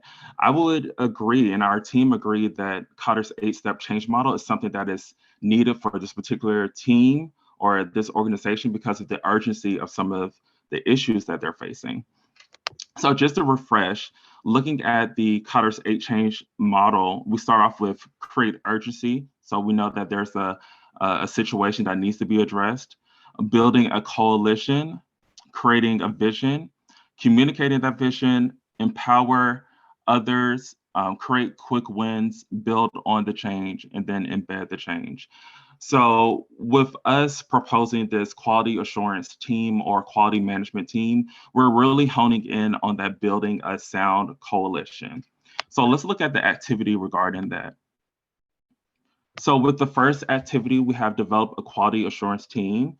So with that, we'll need to identify stakeholders throughout the manufacturing process and beyond. That could be people who are skilled at legal and compliance, operations, safety, etc. Those are all individuals that could be stakeholders on this team. Description, assembling these experts or SMEs, so we can make sure that we have processes that will make sure our operation is running optimally. So the timeline between developing this team and facilitating these activities could be between 8 and 12 months. There could be some flexibility due to the urgency of these incidents happening at this plant. So there is some flexibility with that, but we know to find a sound team and making sure that we are creating new positions that are necessary, that may take time. So who are some responsible people regarding these activities? The plant manager, HR consultants, and possibly any other SMEs that are actually already onboarded. Needed resources, fiscal support, peer feedback. Those are all resources that we could utilize. Indicators of success could be accountability for safety and cultural measures. Also looking at those OSHA regulations and recognize that we could have certain legal issues on hand if we don't make sure that those are enforced. Another activity, so once we've developed that management team, is to determine particular assessment tools. So how will we track these incidents, reports, malpractice, and we can do it possibly through surveys or anecdotal evidence. Description, identify standard evaluation methods and key indicators. That's very important. Throughout this process, and even us learning today, we are learning how it's very important to identify measures of success, identify what sort of data points that we're trying to collect. Our timeline with this is 3 months, the same responsible persons as prior. Needed resources, again, fiscal support, incident reporting software, quality management software. So I was researching a lot online, and excuse me, my mouth is getting dry. I should have had a bottle of water. I was researching a lot of different software online. One of them was UniPoint, but there's so many other tools out there that this plant could actually utilize that could help them look at efficiency, lessen the incident reports on hand or on staff, having a framework for workflow and for risk management. So that could be beneficial. Again, monitoring processes as another activity, utilizing the tools that we've already created, and that will be ongoing with the same stakeholders being responsible. Needed resources, of course, human capital. So we will have to make time within these stakeholders' schedules in order to fulfill these duties. Indicators of success would be a streamlined process that is vetted by this quality assurance or quality management team. So once we have that streamlined process together, that's how we will know we have been successful with that activity. All right, the next activity is evaluate improvement data. Stakeholders should review the data collected by these assessment tools. That could happen within 1 month but it could also be ongoing. Responsible persons, same as before, time and human capital. Indicators of success will be trends that have been identified, and also looking at gap analysis or conducting a gap analysis to see where we are and where we're trying to get. All right, finally, we need to make sure that we disseminate improvement data to stakeholders and implement any sort of accountability measures that we've already vetted within our team. Stakeholders should review data collected from these assessment tools. We said 1 week, but this can also be flexible as well. Same stakeholders as before, same resources needed. Indicators of success will be protocol and systems that are implemented and reinforced. That's very important. And also efficient workflow, because we want to make sure that there are no incidents occurring at this plant. The great thing about having these accountability systems is that we can use it internally, but we can also use it for future forecasting, whether we need to compare what is occurring on in our plant to what's happening externally in our market. That could help inform future decisions regarding branding and also recruitment, because we know that our plant may have a negative reputation within the community. We're trying to collect this data so we can change that, so we can inform our decisions for the future, so that this company can maintain competitive status or a competitive edge. So thank you so much for listening to our case study findings and our recommendations, and we'll open the floor for any questions.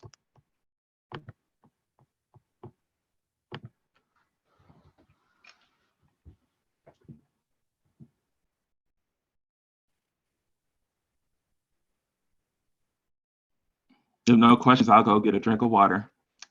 Lamb, your mouth is moving, but you're muted. Dr. Lamb, you're muted. Gotta unmute myself. That's why I said I'm going to go to our two experts here, Dr. Burgess and Dr. Neal. I'm going to give them a chance to respond, and then I'm going to have some final thoughts here in any order that you want to go. Okay, one thing I noticed in your improvement plan at the end, when you had the consultant listed as a person responsible for the improvement plan, that kind of made me scratch my head. But as I was reading and you were describing the responsibilities, you made sure that that consultant stayed at a level of process monitoring and evaluation instead of implementation, which is important, because as an evaluator, you are not an employee of the company. So you don't want to get involved with the day-to-day implementation of that improvement. Stay above at that level.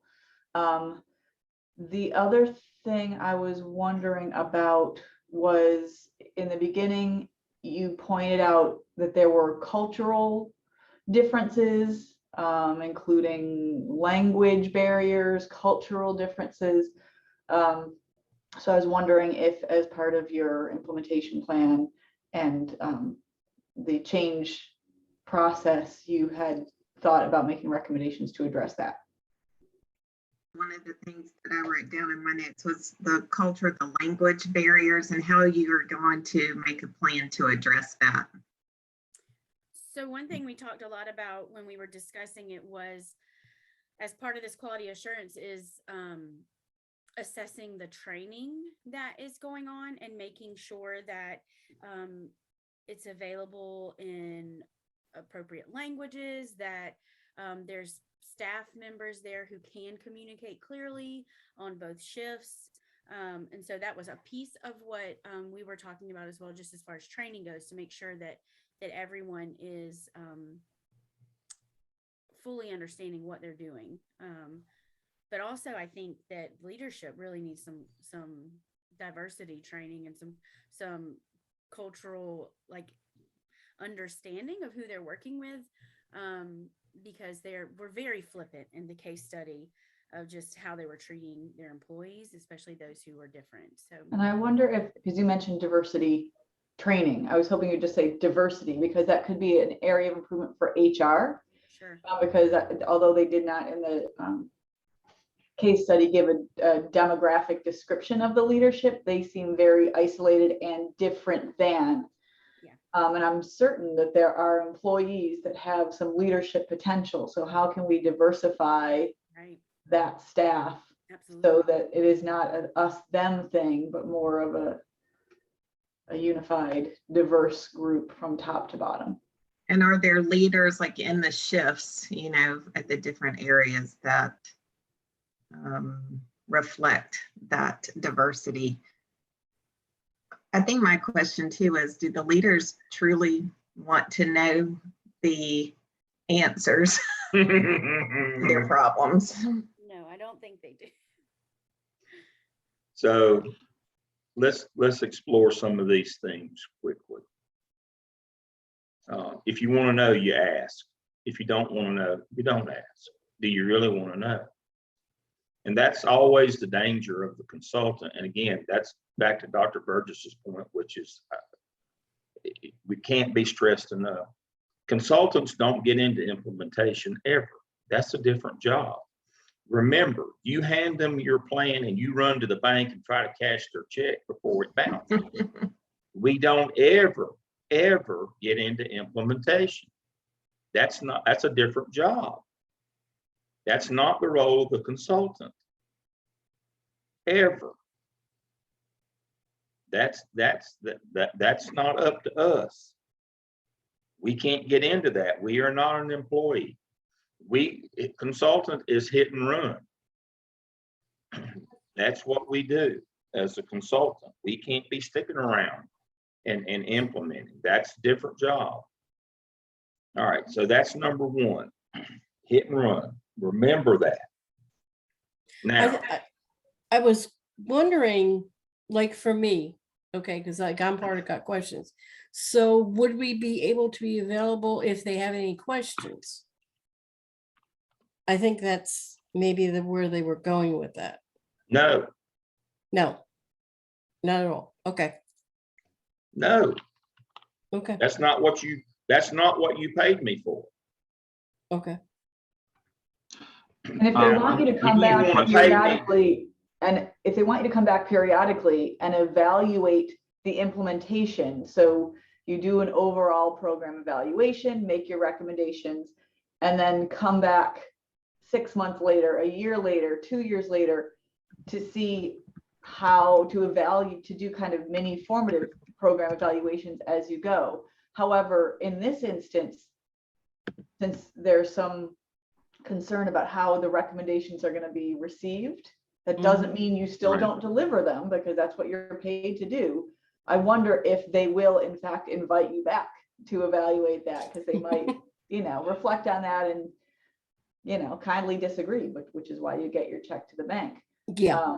But so that kind of continued relationship is possible. And that's something you might want to offer for that continued relationship and periodic program evaluation, but it's not that you're involved in the implementation of it. And that's a different contract, and that's a different job. You That's can true. negotiate that if you want to do that, but that's a separate contract from being a consultant.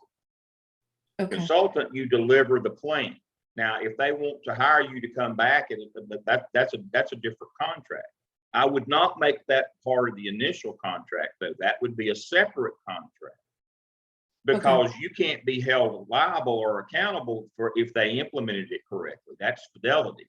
That's formative assessment. That's a different job. Okay. And if you're not in charge and you can't make these things happen, you can't be held accountable if they don't follow through with what you told them to do. That's a separate contract. Don't ever put that piece in the initial consulting contract. If they want that, that's a separate contract. Okay. Okay, that makes sense. And Brandon, okay, I understand. And Brennan, what I was thinking, what you were looking at was cultural awareness. You know, not just diversity, because we're not aware of other people's cultures, and I think that's what they needed to do. That was my opinion anyway. All right, so that leads us to something that you learned in 730 and 732 about leadership. People don't leave bad jobs, they leave bad bosses. And that speaks to diversity, it speaks to understanding, it speaks to accommodation, that people are different. Now, I can only be a big old grumpy old white man. That's all I can be. Now, I can have empathy for other people, but I can't be other people.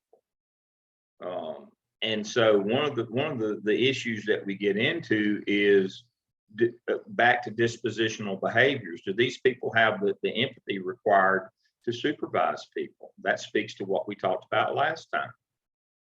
If you're making fun of people getting killed or maimed in your business, that's probably not the leader you need in your organization.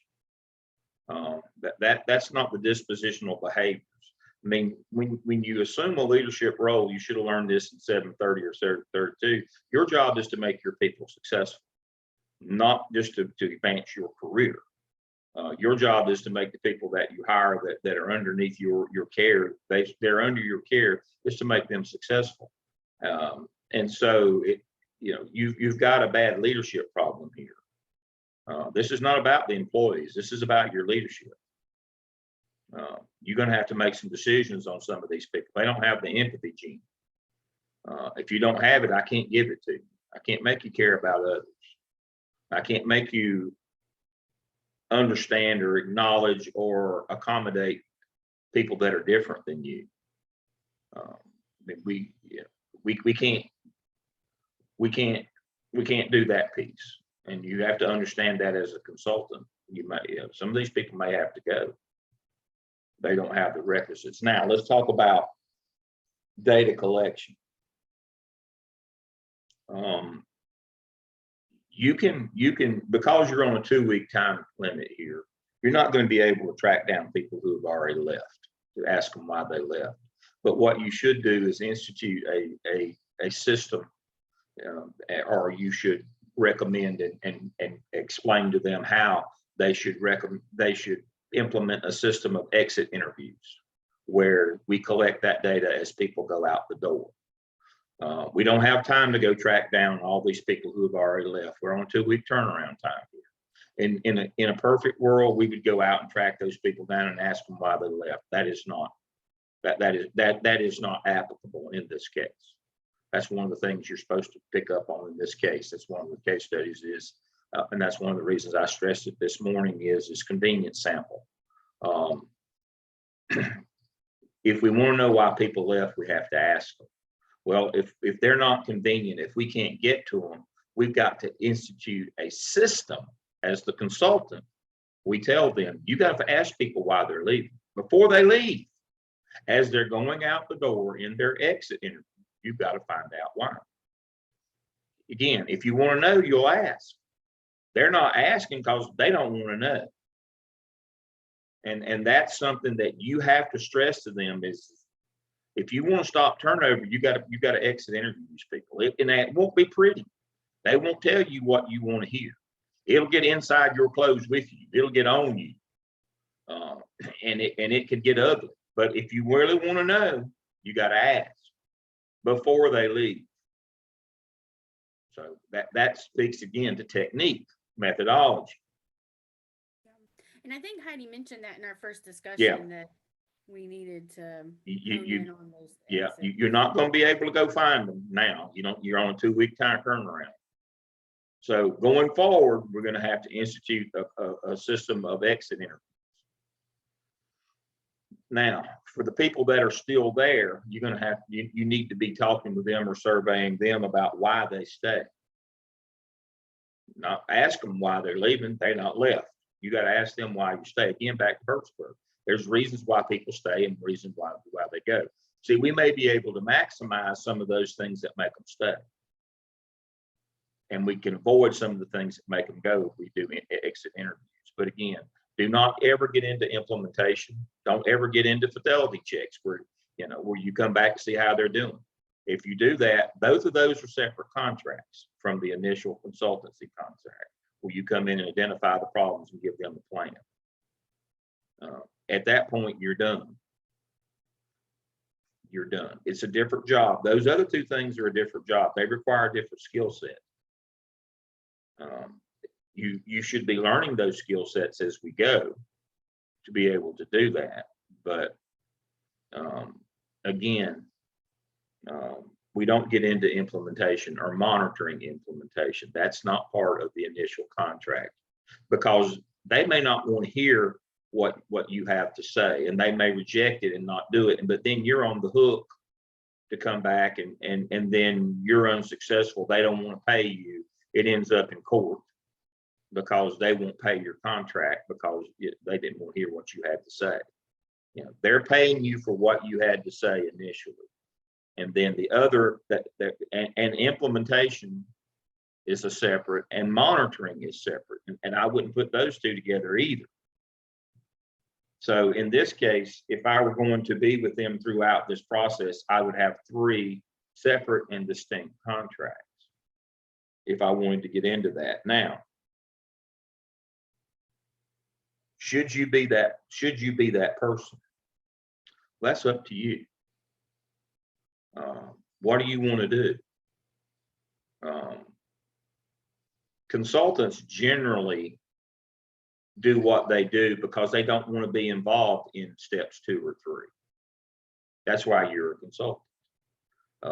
If you want to do steps 2 or 3, which are, implementation and monitoring of the implementation, generally that's when you take a leadership position within an organization if you want to see it all the way through all 3 steps. Consultant is just the first step. And so that's why people like to do consultancy, or that's what they're drawn to consultancy for, is I can do the methodology, I can come up, I can work the data and the plans, I can do all those things, but then I don't have to stick around for the day-to-day. Now, if you're doing it in your organization, obviously you are there for your day-to-day. But again, that's the difference in being a consultant and being a leader within the organization. And this case helps us define those. That's part of the reason for this case, is define what do you want to do, and understanding that being a leader within an organization is different from being a consultant. We're trying to train you to be both, but you have to choose which you want to do. That's the notion here. Now we just want you to be a consultant during your project, because we can't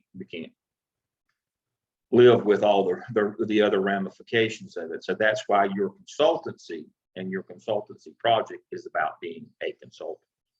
And we tell you to start with, don't get into the rest of it. Because if they don't implement your plan, you can't be on the hook. Your job is to finish this doctoral program in 3 years. You can't be on the hook if they don't go along with you. But now, they don't have to like your plan. That's immaterial. They don't have to implement your plan. But the important thing is how you develop that plan, that it's valid and reliable, and that it's significant. It's not due to chance or error. That's what we're focused on. And that's this case. This place is a mess, obviously. I mean, everything bad about organizations is in this case. But to get us to focus on, let's fix, let's give them a plan that's actionable, that they can do some things to address these things. Let's collect Now let's set up an exit interview system. Let's collect some data from the people that we got. Here it is, and run to the bank. This place is just bad from top to bottom. This is an example of bad leadership. The overarching that you should take away from Dixie Weaving is what a mess.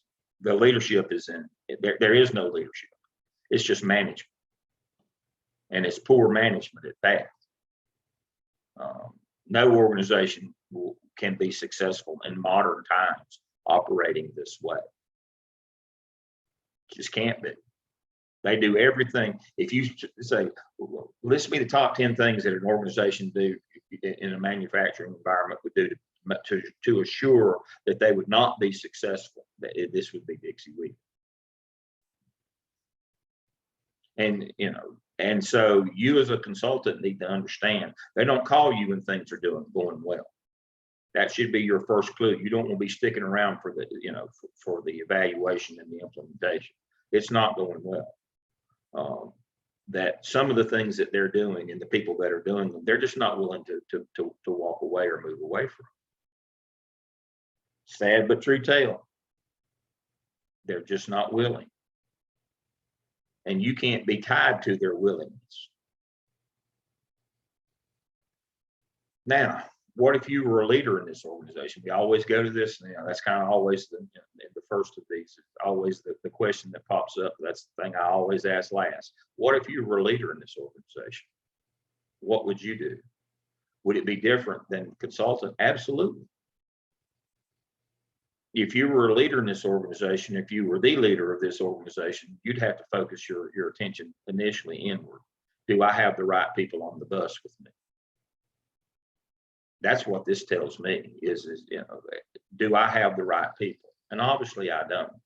I have some people that have no compassion, that have no empathy, that are inhumane. I can't fix that. I can't make them be better people. I've got a bunch that, whew, they don't care about these people that work for us. They do not care. They have no ethical concern. And as I replace them, my eye would be toward people who have empathy and some diversity. Some people who have language skills, who look more like or sound more like or more empathetic to the people that work for us. And pardon my language, but this is basically this is what we would refer to in the business. I guess you can't anymore as a plantation mentality. You know what I mean? Slavery was always wrong. There was never a right side to that. I'll continue to say that. This is a take on the old plantation mentality. That's what's going on here. And don't think that businesses don't still have that today. They do. And so I know that's not popular nowadays, but again, there was never a right side to slavery and sweatshops. There was never a right side to that. Good people on both sides. No, that's not true. And if you want to be unsuccessful in business in today's environment, this is a roadmap on how to be unsuccessful in business.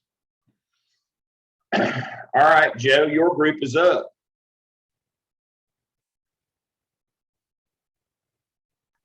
Angelique, are you doing the slides?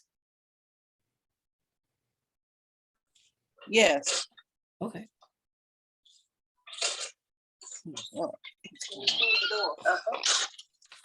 Thank you, Dr. Lamb. Okay. Sorry. And let me share my screen.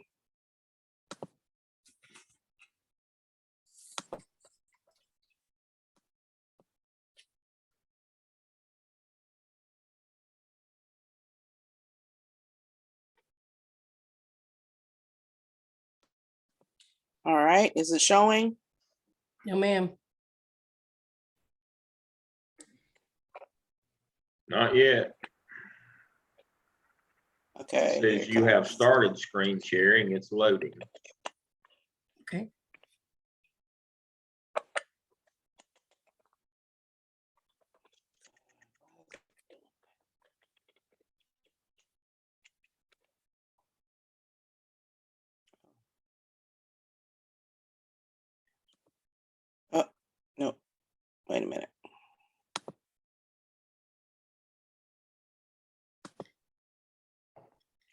Okay, is it showing now?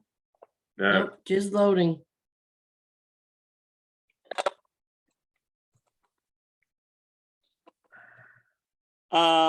Maybe somebody else needs to share it because Share it you from all are mine. breaking up. I'll share it from mine. Thank you, Birdie. Okay, because it's breaking up. I can't hear you. okay, we got it now. Let me stop share. Oh, you.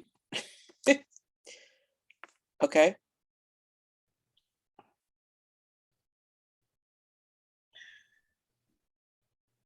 Okay, thanks, Birdie. I don't know what's going on with Zoom over here.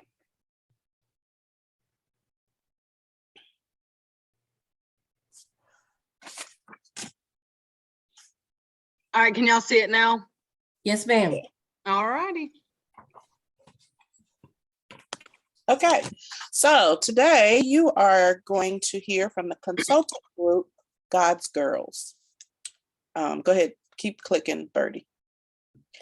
We decided to look at utilizing exploratory qualitative data collection in small organizations. And God's Girls consist of Kayla, Birdie, Chiffon, Angelique, and Joanne. Our learning objectives today will be to help you understand how to gather and use exploratory qualitative methods, to help you understand how to incorporate people's cultural worldviews into case study analysis, and to practice addressing numerous stakeholders' perspectives when preparing recommendations for a client. This organization is called Multicultural Community Connection, MCC. Is the abbreviation. MCC is a nonprofit organization working to foster community building among diverse populations in Lakeland, a large metropolitan area in the southeastern region of the United States. And the number one goal is to help diverse immigrant populations to adjust to the culture of the United States, but mainly Southern culture. And Olivia Johansson is the current program director. Her newest project is called Bridges Summer Camp, and it is a 6-week summer camp for kids. It's developed to help build connections between students, teachers, and parents. And Bridges has 4 objectives: to help teachers understand the cultural backgrounds of their students, to help teachers develop teaching strategies for diverse groups of students, to help students build connections and trust with their teachers, to help build stronger connections between families, schools, and surrounding communities.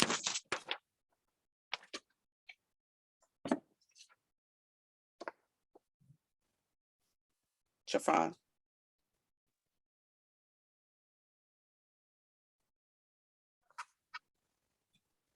I'm gonna mute everybody and then Chiffon, you can unmute yourself. Oh, I'm sorry.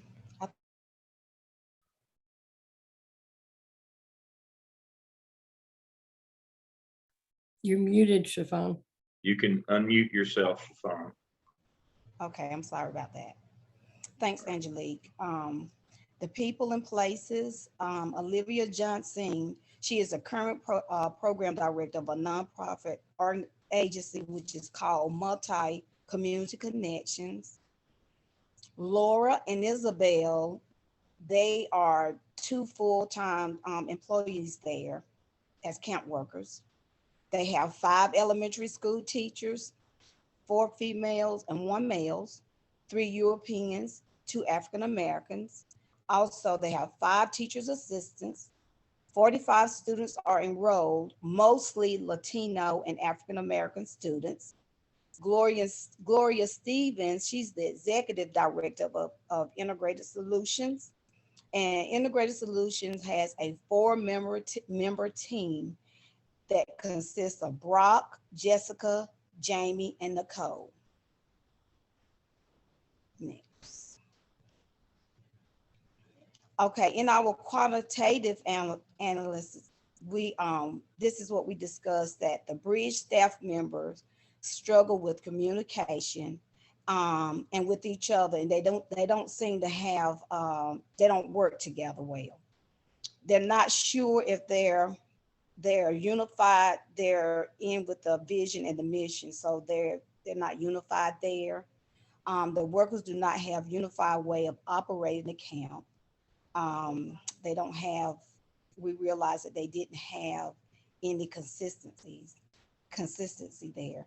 And there are no established routines, procedures, or policies. There is a language barriers between the staff members, the students, and the parents. Okay, we came up, the central problem is a lack of leadership by Olivia. There's the great idea is she has a great idea about the program, but Olivia, she seems not to be involved. She can admit she have great ideas, but she's not in the initial takeoff phase of the program. The program seems to run off Olivia's vision, but it's not a unified vision. Everybody's not included. She need more leadership, professional development. Olivia participates in the afternoon meetings, or does she participate at all, or attempt to attend any of the meetings to help the program? She seems to be missing in action. This is a competency or commitment issue. Olivia seems to have the idea, but she have poor follow through.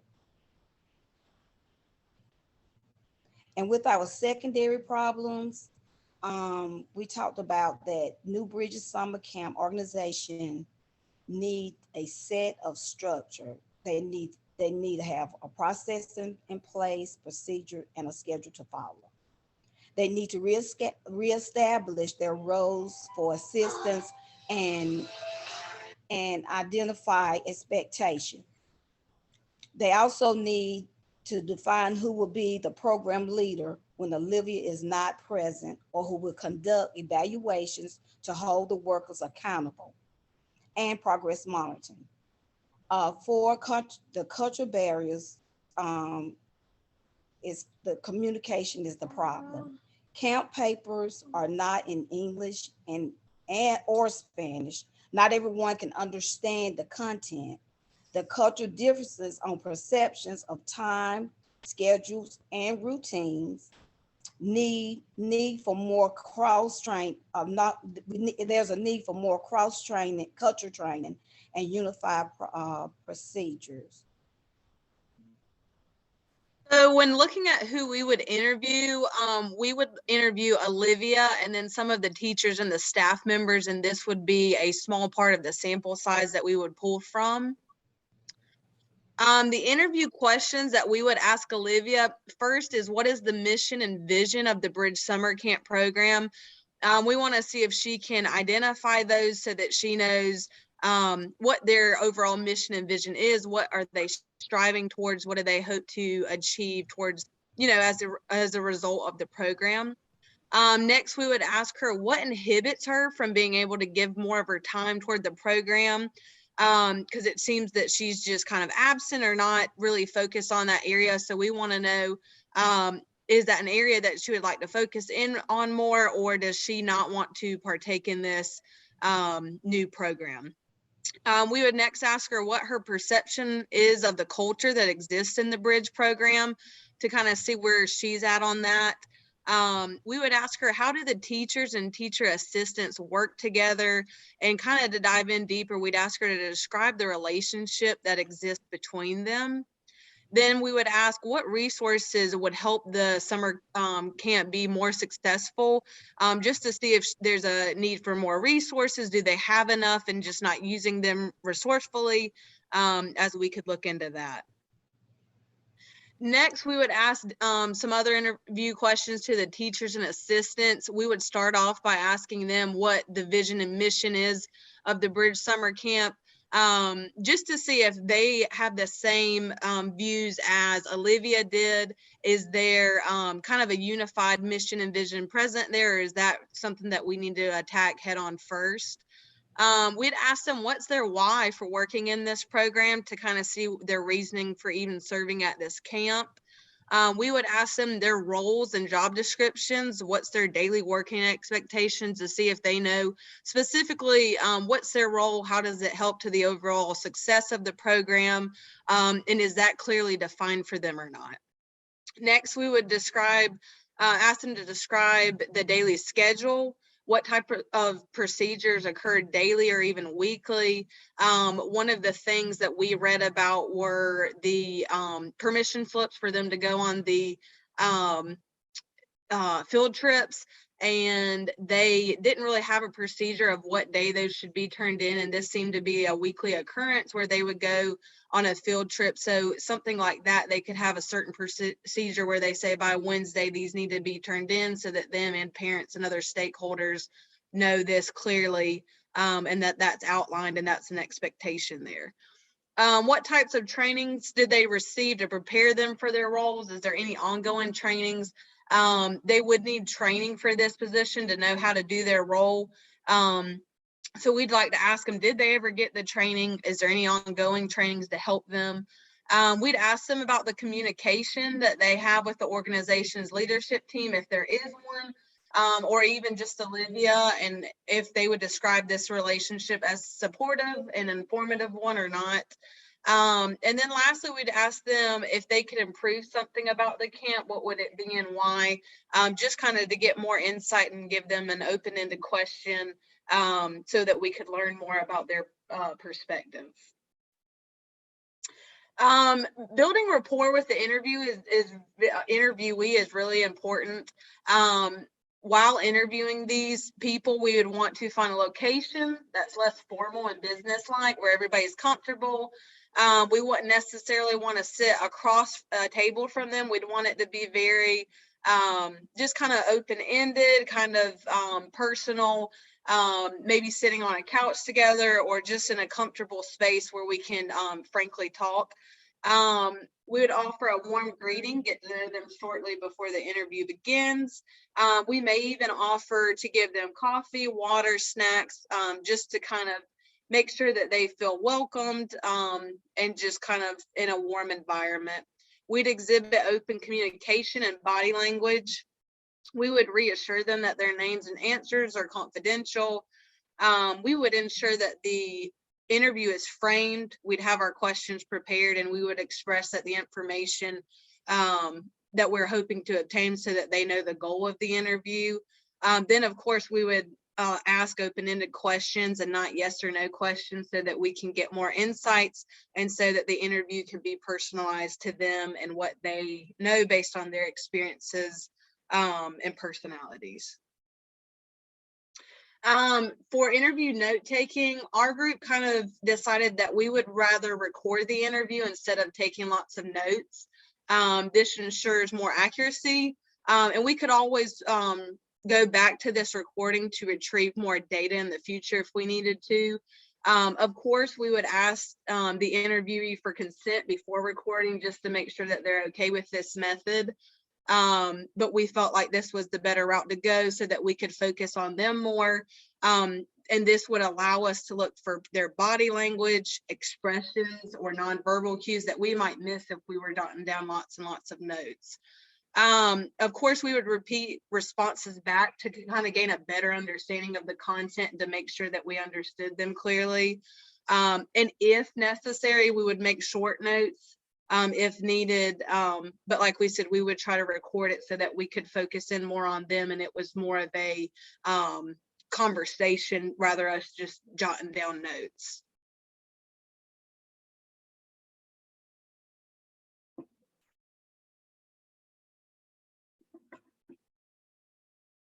Joe, I think you're on mute. Yeah, I'm trying. Okay. We discussed what questions we would change, mainly for Olivia. We thought these would be more thought-provoking while maintaining a good rapport. First, what were you doing that kept you from being able to serve and lead more with the Bridge organization? What does your daily schedule look like? Between what hours of the day are you available for your workers? We would add in, how can leadership better help you meet your needs and goals? What elements are inhibiting you from being successful? Next slide, please. Okay, so what did we learn? We learned how to frame questions are important. It is vital to make them comfortable in order to build a rapport before an interview. People need training in order to flourish in new roles. Leaders need to communicate and make their presence known, as well as be available for questions or clarity to any instructions, and to be open to new ideas. A passion, which Olivia clearly has, does not always equate to a successful program or process. Leaders need to have clear and precise plan of action with clearly outlined expectations of duties and roles that is understandable in multicultural atmosphere in such an organization. Know who you are serving and the people who are serving them by understanding the pride in their culture, and be respectful of that.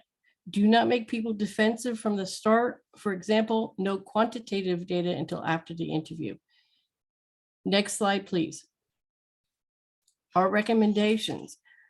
First, we meet with Olivia to identify if there is a need for new or additional leadership, or if she is in need of more extensive training. We wanted to address her commitment and her competence. For her commitment, it would mean she would have sincere and dedication aimed on toward the purpose of the mission. For her competence, does she have effective and efficient skills to perform specific and necessary duties? Olivia has great ideas, but needs help with the follow through of the action plan. 2, may need to seek a new bilingual leader who has experience in leading and overseeing the operations of the camp.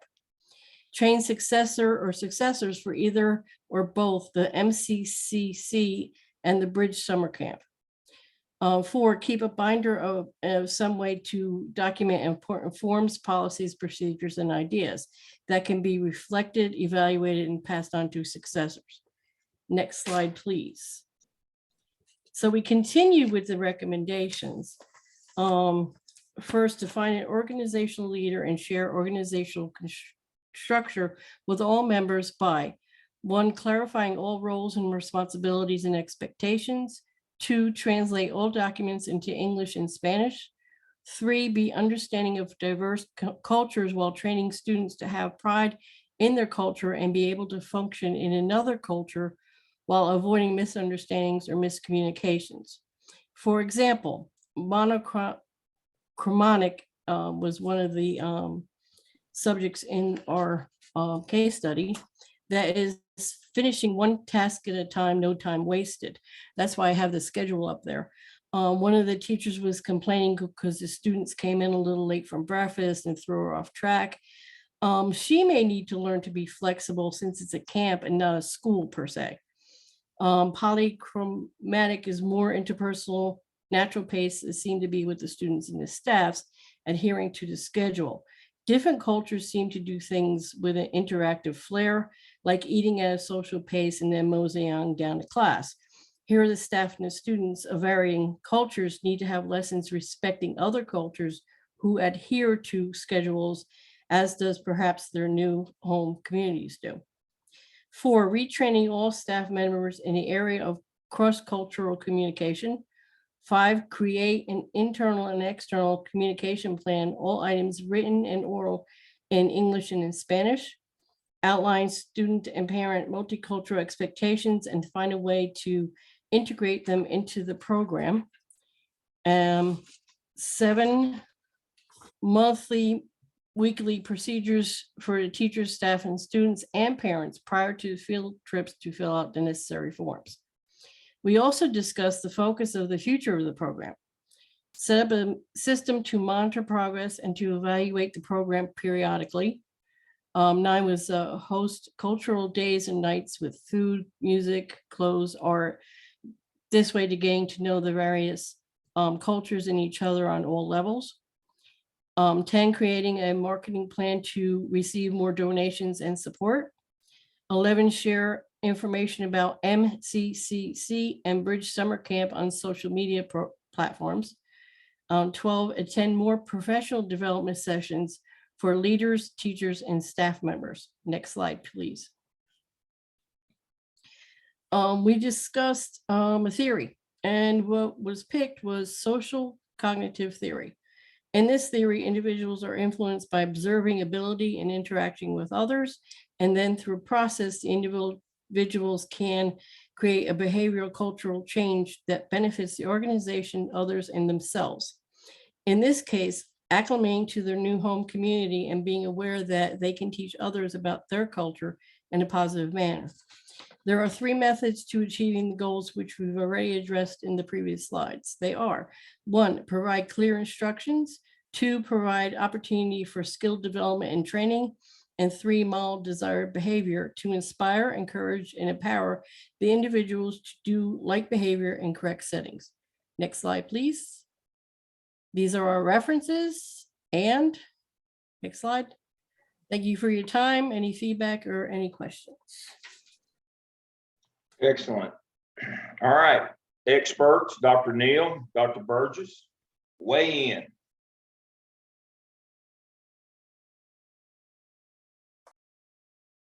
The program itself has definitely the good intentions, and I like how, you're trying to establish an idea of how things are going, your method of doing the interviews before doing any quantitative analysis. I think that's a good plan. That would be exploratory. That's be mixed methodology, exploratory. Excellent. So they did a good job with that. Absolutely. And I love that. I love the interviewing, what you learned on how to do interviews properly. That was great. Excellent technique. Yes. One question I had about the interview questions specifically, and I didn't get a chance to write them all down. Many of them were good because they were the right grain size, and that's kind of an abstract concept. You get better at it the more interviews you do. Things when you asked the interviewees to describe their role, that's something they're knowledgeable about and you're not knowledgeable about, so they can impart important information. Describe your schedule. Describe what your understanding of the vision is. Those are specific enough that they'll be able to provide helpful information. Things that if you could improve anything about the camp, that is too big of a grain size. They could complain about the food that is served or the uniform or the weather. It's too hot. Like you'll get too much information, too broad of information to be helpful. So if you change that grain size to make it a little more specific, if you could change something about the communication or about something specific, you'll get more helpful information. I was also wondering why you chose not to include parents as stakeholders that you would interview, because in the case study, it seemed like they had, during the observation piece, parents had some good thoughts. And in education, anything dealing with kids, we like to ask parents lots of questions about how they're feeling, and definitely an important component. Yes. All right, so some thoughts here. Which of our 5 theoretical models does this case study fall under?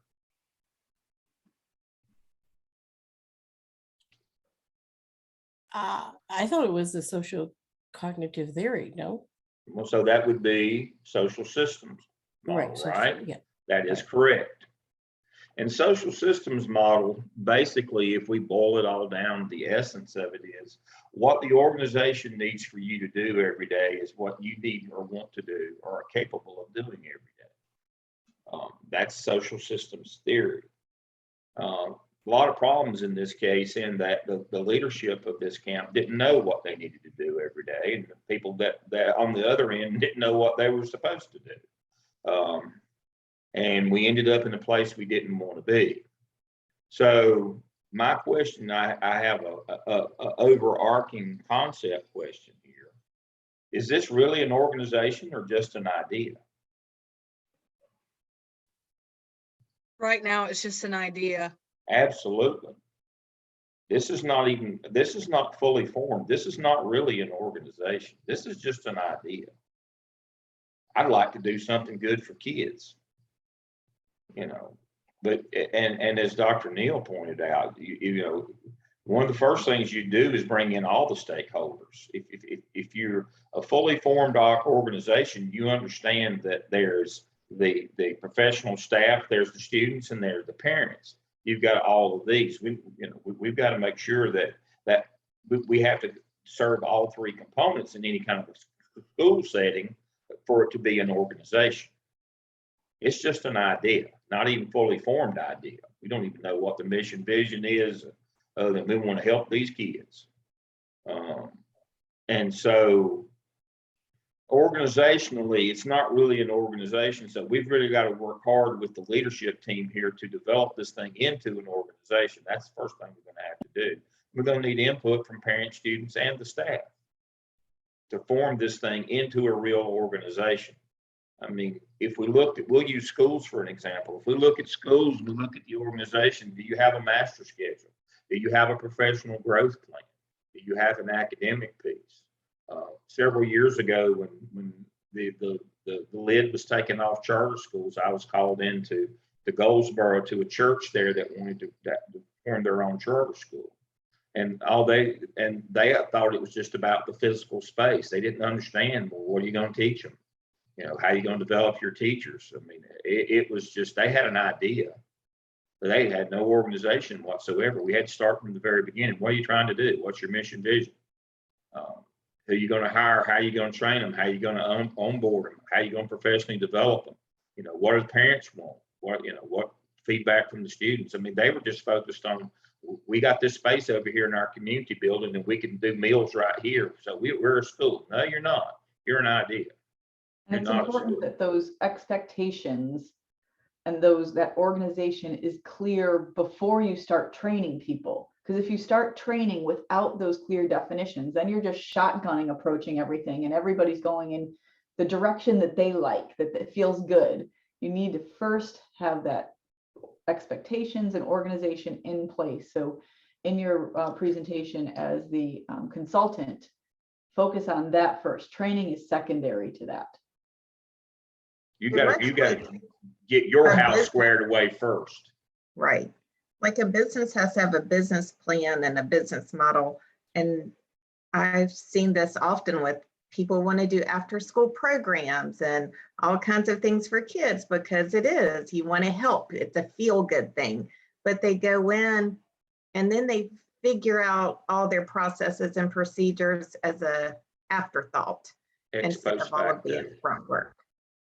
Yeah, and that never goes well. Never goes well. It falls apart every time. Mm-hmm. And they get burned out because they're working very inefficiently and never get closer to their goals because they're not clearly defined and the systems aren't in place. Yeah, and so this isn't an organization. This is an idea. And as a consultant, you have to be the bearer of bad news.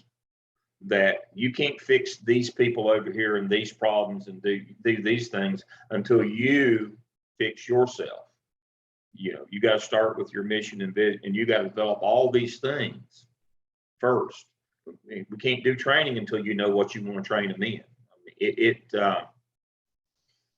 This is common in nonprofits. This is very common in nonprofits. This one will be, if you go the consultant route and you work with nonprofits, especially startups or people early on, or even some that have been around for a while but are now experiencing either lack of funding or lack of clients, this is the problem. It's not really an organization. They don't have all the components that a real organization has. You know, we'll go back to the school business. Do you have a master schedule? Do you have a professional development plan? Do you have a way to monitor your data? Do you know what your performance is? Are you involving your parents? I mean, you know, all of those pieces. Do you have a supervision schedule? Do you have a duty roster? Do you have a teacher handbook? Do you have a professional growth plan? Do you have a system in place of evaluation and feedback? I mean, do you have all those things in place? No. Well, then you're not really, you're just an idea. it's kind of like when you start your consultancy, the first thing you're supposed to do is that checklist. Is this actually a project?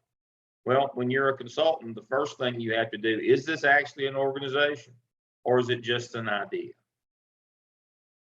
We can be well-intentioned. Now, what if we're not well-intentioned? What does nonprofit actually mean? Well, see, sometimes people do these things because there's dollars available to pay salaries. And so while they might not declare profit, they're taking a salary for themselves. The church that I was talking about, they saw money out there. They saw that state flat grant allotment for $7,000 per student, and they were thinking we could probably provide school for about $700. We'll make $6,300 on every kid that comes through. We're a nonprofit, but that didn't mean that money wasn't the motive. So you got to separate that out too. Early on is not everybody's doing it for the kids. It's a wonderful idea. Is this an organization? No, they haven't fleshed it all out. Why not? Well, they just didn't fully form, or this was just about making money.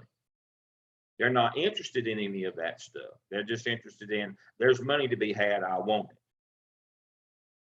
And generally those people, they're the worst in terms of they haven't done any of this. Their whole model is how do I get people to get, or how do I get people to sign up so I get the money? They're not interested in doing these things. Part of what you have to gauge as a consultant is, are these people really in it for the right reason? They don't have an organization. Okay, I can live with that. But why don't they have an organization? Well, this was just about them making money. And those are the people you do a quick and dirty, and hand them their plan and you run, because and you give them something simple like mission and vision, and then you run.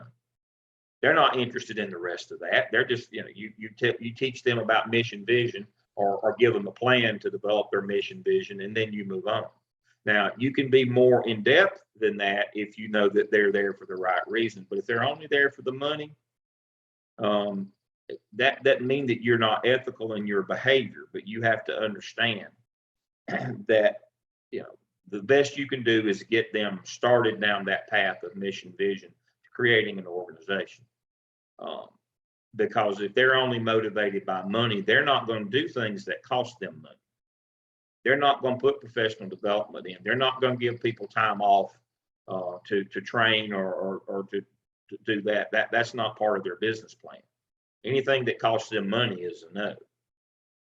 They're not invested in this in order for the good that comes out of it. They're looking for the money at the end, and you have to determine that. I hate to say it, but you have to craft your response as a consultant to whether to there not being an organization. Your response is crafted to, are they in it to try to improve and provide service and be of service, or is this a money? Is this just about money? And so I hate to say that, but basically you have to figure that out and craft your response as a consultant to that. Well, that's where I would that, but that's the world. I agree with you. That's where I would say with Olivia, when she was talking to the integrated solution, she was ready to give up because it wasn't working the way she hoped, because she wanted to get the kids integrated into their new home community and vice versa. So is that what you were talking about looking for? Yeah, I mean, are their intentions good? Yeah. Or is it just a profit motive? Well, you say, well, Deol, it's not a profit, it's not, but yeah, but it's a money motive. Right. The more of these we get, the more salary we can pay ourselves. Well, she was a first generation immigrant, which was one of the first clues that, it was a good, right reason. Yeah. Yeah. Well, I think about my buddy Marty. Marty was behind me. He's an NC State graduate. I met him later in life. He was behind me maybe 10 or 12 years. But I met him, here in the community, and Marty has done very, very well in the insurance business. he created, him and his partner created this insurance company when they got out of college. And so if 32 years ago, whatever, when he got out of college, they opened a little insurance agency because that's the business that Marty's dad was in, independent insurance agent. And he has become a multimillionaire running a little small insurance shop in Charlotte. How in the world would you do that? Well, almost accidentally, he opened his first shop on Central Avenue, and then the second one on South Boulevard, and quite accidentally, right out of college, his first year, he met a young lady, then later married, and that was the key to his success. Was Marcella. She is Hispanic and immigrated to this country, and for whatever reason, her passion was to try to help her people. And so they became the go-to insurance in Charlotte for Hispanic people, especially those that immigrated to the country, and had pretty much for 20 years, pretty much had no competition in that area, and made buku money. I mean, a lot. Now, I said that to say this. The point of that story is Marty and Sean, who opened Charlotte Insurance. It wasn't originally called that, but that's what it's known as now. I think it started out with insure a car or insure a wreck or whatever. They were providing low cost insurance, trying to get some business, but that came along almost accidentally or incidentally. But the reason they were successful is it wasn't about the money so much for them. It was about, because of Marty's wife, she had a burning passion to serve that community because she was part of that community. She had a burning passion to serve them. Now, they've done well financially, but they've served that community well. So my point here is making money is not always a bad thing. I mean, that you can stay in business if you make money. I'm not saying that we automatically condemn everybody because there's a motive to financially, but we have to examine their motives, their mission, their vision first. Why are you really here? Well, that insurance agency was really there to serve that community because one of the founders' wife was that community, and she had a burning passion to help her community. Now, they've done really well financially, but I'm quite sure they could have done even better financially, but they really wanted to serve that community. And they took less money, and they would help people out that couldn't pay their premiums, maybe because they lost their job for a month or two. They did all the things that they could have probably made twice as much money over the years, but they had a burning passion for that community and helping that community. They're good people. There is no doubt. They are good people. Yes, they've done well, but they could have done even better. But what made them successful was their passion to serve that community. They had the mission and vision part was right.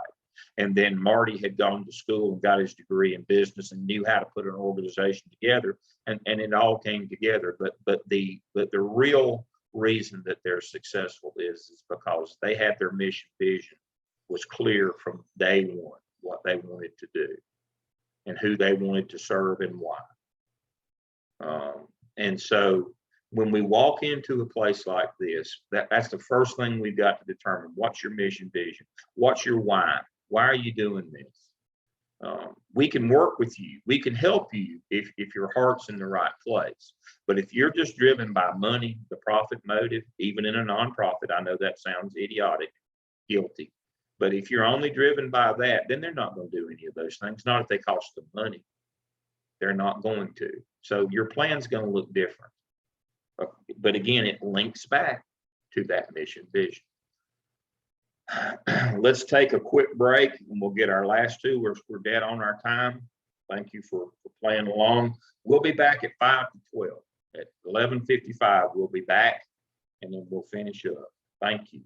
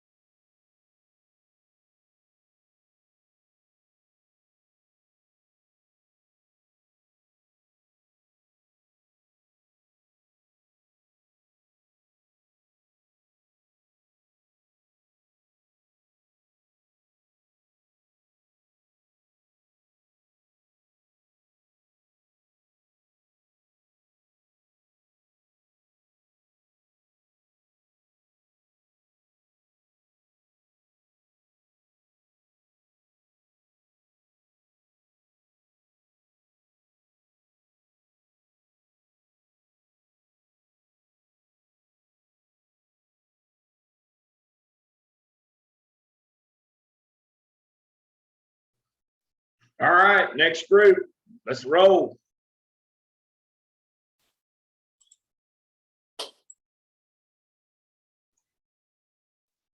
Is that our group, Fab Four? That's Fab Sean, Four. Gotta be us. Gotcha. Sean, you ready to share? 1 second.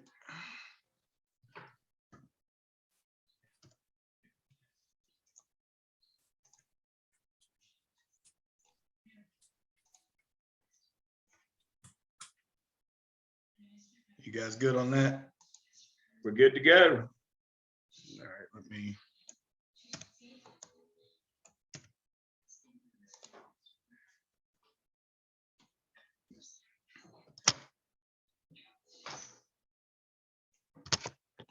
I'm unmuted, correct? All right. Correct. All right, good deal. All right, we have the simple issue with Dixie Weaving Incorporated. We're here with our fearless leader and Captain Reed Rollins, supported by Beverly Rufty and Talia Doughton, and comedic relief is provided by me, Sean Perry, and old dining room chairs. We chose option 3 as it provided more information about the organization and presented a unique scenario with the plethora of identifiable issues that all related to turnover. The Dixie Weaving Incorporated Piedmont plant operates 24 hours a day, 7 days a week. There are 1,500 non-union employees that work 12-hour shifts in one of 2 departments, winding or weaving. The organization is currently experiencing high turnover with a rate of almost 40%. The background of the case begins with the Human Resource Director, Bill Johnson, who contacted the consultant, Joe, in an attempt to address the turnover rate. Bill thought it would be a simple solution. Joe partnered with fellow consultant, Ian, to assist in the process. Other members of the organization that are intricate in the data collection strategies, analysis, and action plan implementation process includes the plant managers, the floor supervisors, senior operators, and lead training coordinators for the Piedmont plant. The learning objectives for the case include understanding the challenge of developing a comprehensive data collection strategy as input, process, output focus, or the SWOT analysis would not provide an adequate solution to the complex web of factors and cultural norms that create working conditions that impact the turnover rate. The second objective is to recognize the importance of identifying key data sources and appropriate data collection methodologies so that the data is valid and reliable, or not garbage, and these correlate to the results and actions can be taken to impact the true aspects that want or need to be addressed or improved.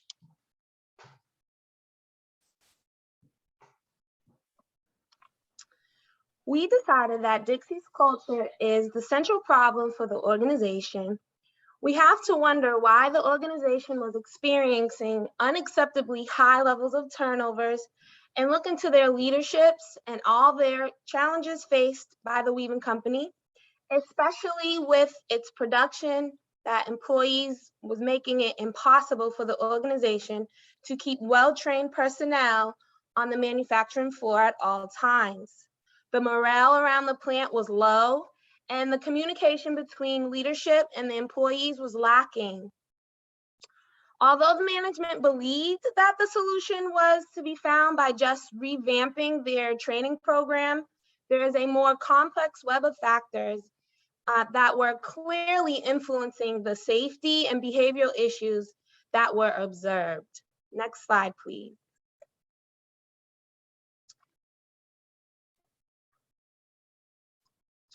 The current level of turnover is sustainable and needs to be reduced quickly before it impacts Dixie's competitive position.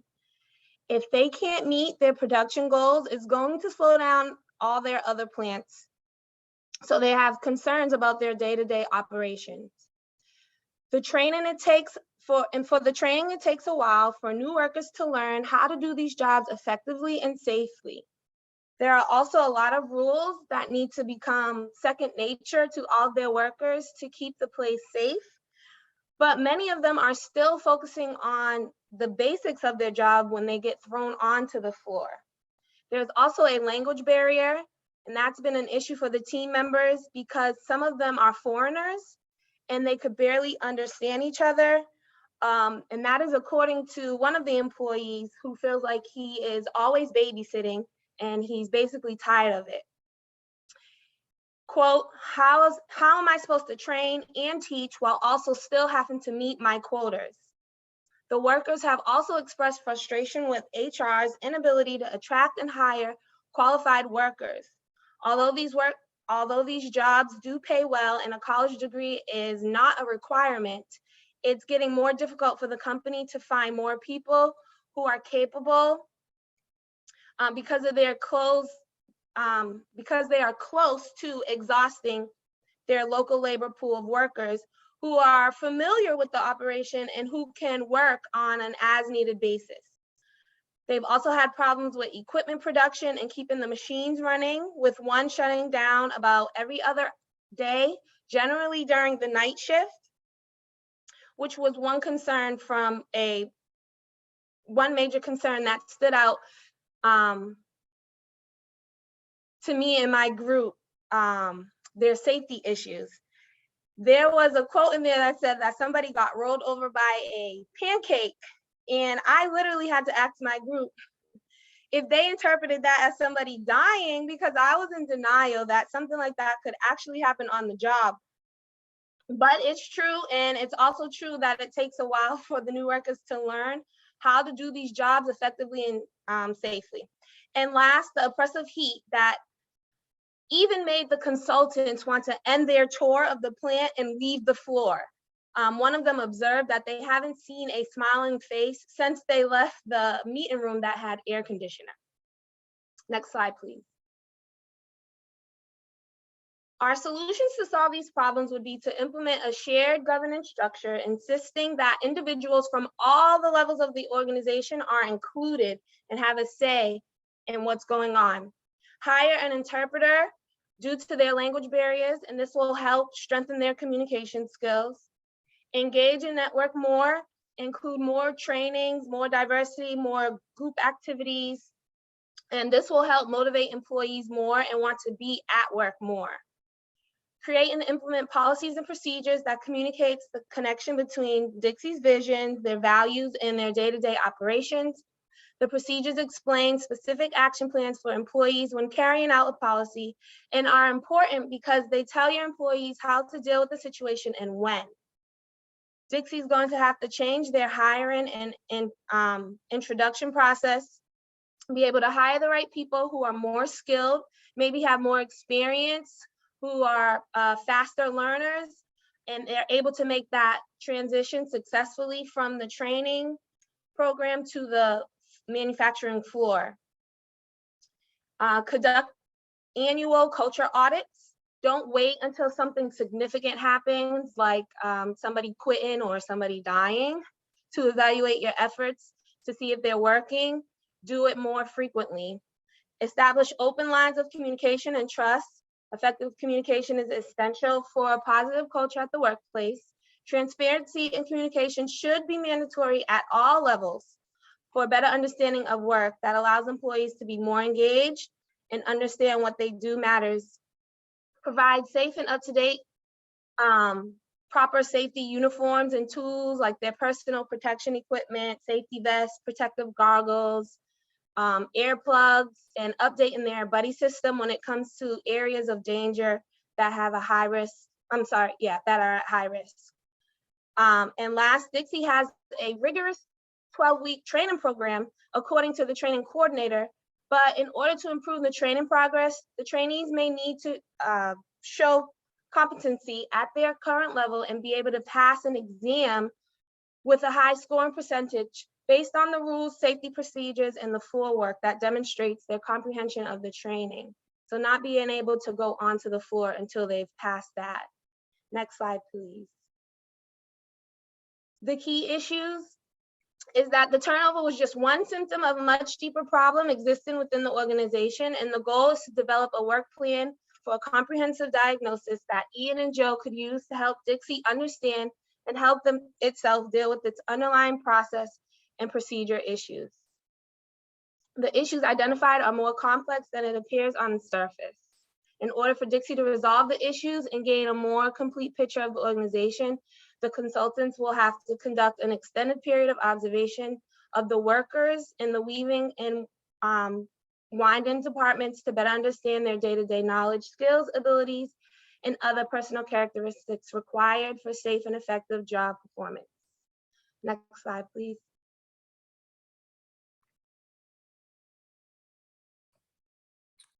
All right, thanks, Sean. Thanks, Talia. You guys did a good job. All right, so in this case study, I was assigned to do the interview process. Therefore, it allowed us to work through this process to collect our qualitative data. The case study directed us to develop 6 interview questions. I'm going to go over those quickly. 1 through 6, I'll read them off. Question 1 was, what are your responsibilities at Dixie? What do you believe are the workplace issues at Dixie? What improvements do you feel need to take place at Dixie? What training, equipment, or support is needed at Dixie? And how would you characterize the work environment at Dixie? And lastly, how's a company let information flow as they communicate through Dixie? During the creation of these questions for the case study, we focused on several ideas. First, we wanted to start with open-ended questions, being non-judgmental, focusing on reducing personal bias, structuring questions to help with the flow of the interview, creating a setting where rapport was built between the interviewer and the interviewee, keeping the interview ideas flexible so these ideas can be followed up on and expanded as we go through the process. In this process, I also wanted to stay on track in the interview when I promised, ensure the interviewer understood the process, and specifically reduce any possible harm and remain ethical through all these approaches. The interview process for me was second nature since I've been completing one-on-one interviews for many of the last 20 years of my career.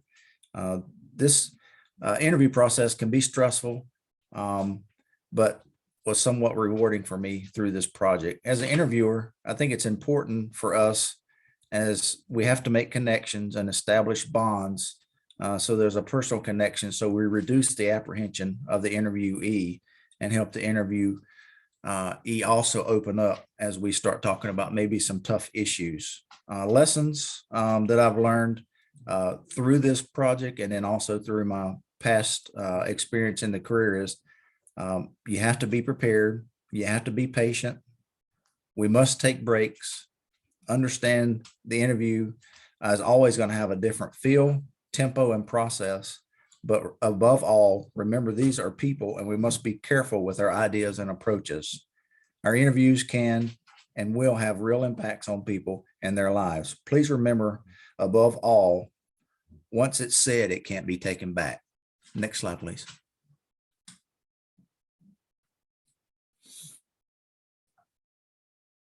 The most effective question in this case study was, what do you believe are the workplace issues at Dixie Weaving?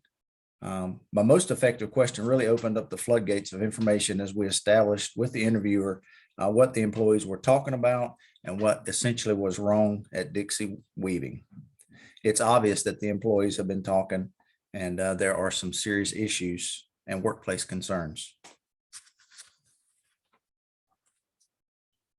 As we talked about this topic, this developed a lot of data and created a lot of different ideas that I was able to expound on with the interview process and learn how Dixie Weaving was actually operating and running their organization. The most ineffective question was, explain to me your work responsibilities. The ineffective question did not really add much information to our data research. It explained the worker's perspective and helped me understand the context of the interviewee's ideas. But again, this did not truly add much to our data set. Through the process, I realized that rephrasing questions was going to be essential. Originally, I developed these questions on how I would like to be asked or how I would like someone to ask me. Well, then I realized this was an inherent bias. So staying flexible in the process, rephrasing questions as I recognize the interviewee struggling or not understanding how I grammatically set the sentences up. Another part of this we looked at dealt with note takers and observers. We had 2 of these individuals. They're going to be Sean and Bev. The reason we wanted 2 is that one person often misses stuff or maybe misses cues as they're taking notes or not paying attention to what the person is saying or non-verbally saying. So duplicating this process ensured that more data, possibly more thorough data, was collected. Through the reflection, I see how observation and note-taking is a very important part of this process, and I strongly feel this can be the most defining perspective of this whole qualitative process. There is either a good note taker that relays information correctly or a poor note taker that miscommunicates, filters, and biases the information as it's transcribed. I feel through the whole process collecting data by a qualitative tool that one of the conversations is limited by 2 factors: the interviewer's ability to communicate verbally and non-verbally with the interviewee, and the note taker's skills and abilities to properly transcribe all of the information so the data is true to its form and the details are rich. Like Dr. Lamb says, if you want to know, you got to ask. Next slide. Thank you, Reed, Sean, and Talia. While our team does agree that there should be a multi-pronged approach for this case study, and we also agree that the problem is more complex than the turnover rate, we also feel that the turnover rate is part of the problem, but as previously stated, not the central problem. However, we are concerned about having only 2 weeks for data gathering.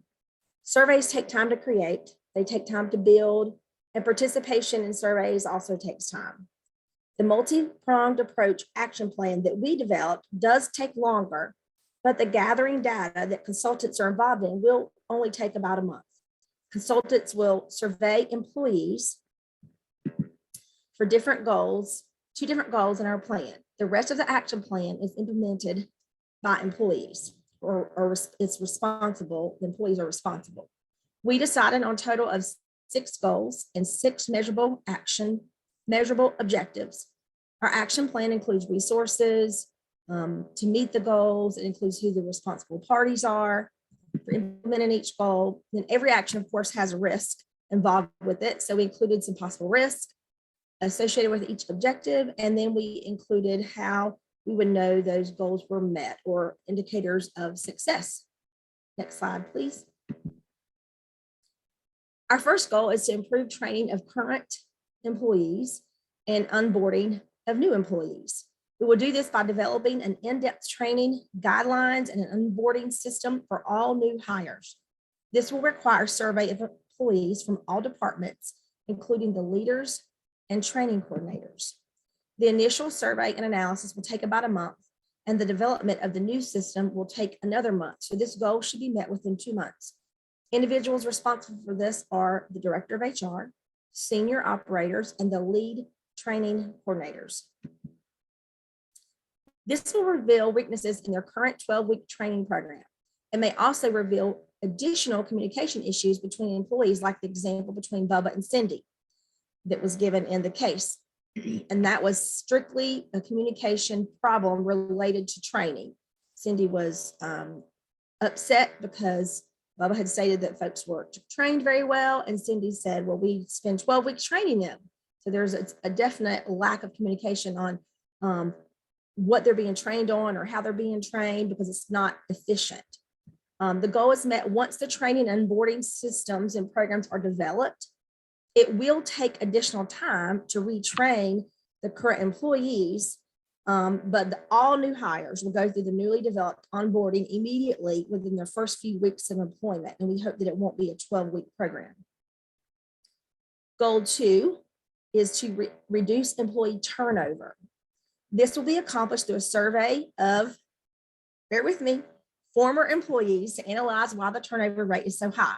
Since we will be asking former employees to participate and they are under no obligation to do so, we will offer gift cards and incentives, monetary incentives restaurant gift certificates to encourage their participation. We will also require participation by all employees who leave the company in the future at their departure interview or exit interview with HR. The timeline will depend on how quickly former employees will get on board, but we estimate it will take 3 to 4 weeks. The external consultant will be the contact for the former employees because there may be some bad feelings between HR and former employees. So we just wanted to remove that scenario and just have the consultant do that portion. The HR department will be responsible for conducting exit interviews with current employees who decide to leave Dixie Weaving from here on out. This will probably reveal a number of internal weaknesses throughout the entire organization. We'll find out why folks have left, and we'll find out why folks are leaving. One of the risks is that they can say, I don't want to do it. It doesn't matter how many gift certificates you give me. It doesn't matter how much you reward me.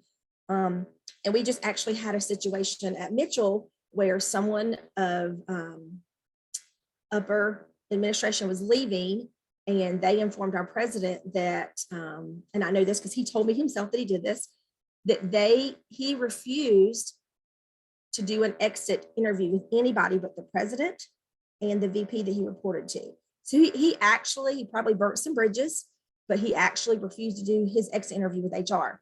So that could happen as well. And that's a risk that plays into this goal. This goal will take some time and probably happen in stages. We'd like to see the turnover rate reduced from 40% that it's actually at maybe half, maybe go to 20%. Eventually, we'd like to see the turnover rate continually decline based on maybe national turnover rates for similar companies. I'm thinking 10% might be a good goal. Goal 3 is to improve safety standards and reduce accidents. And this is very important. We have to do this for the safety. We don't want anybody else flat like a pancake. And so we'll do this through a thorough analysis of all OSHA violations and accidents over the last 3 years. We're going to use the data to look for patterns and ways to decrease on the job incidences. We need to use the OSHA data and documentation. We need HR, we need management. This will take 6 months at least for the entire scope of this project. Senior operators, lead training coordinators, and floor supervisors will be responsible for this part. Safety issues will likely be revealed. Costs may be very significant to improve the safety standards at Dixie Weaving. We'll know it's complete when our OSHA violations and the number of accidents on the job decrease. Next slide, please. Our 4th goal is to improve communication. This goal is accomplished through a communication audit of the organization, and then a communication development plan could be created. This involves a survey to all employees. This will take about a month to survey and analyze. We also want the external consultant to be responsible for this. Communication weaknesses will likely be revealed, like the one I mentioned earlier, between Bubba and Cindy and other departments. Once the audit is completed, we'll know it's been successful. Communication standards are implemented, communication improves, and then we'll do a post survey that will indicate communication growth. And hopefully that'll also improve some job satisfaction when you feel like you're being heard and the communication has improved. Excuse me.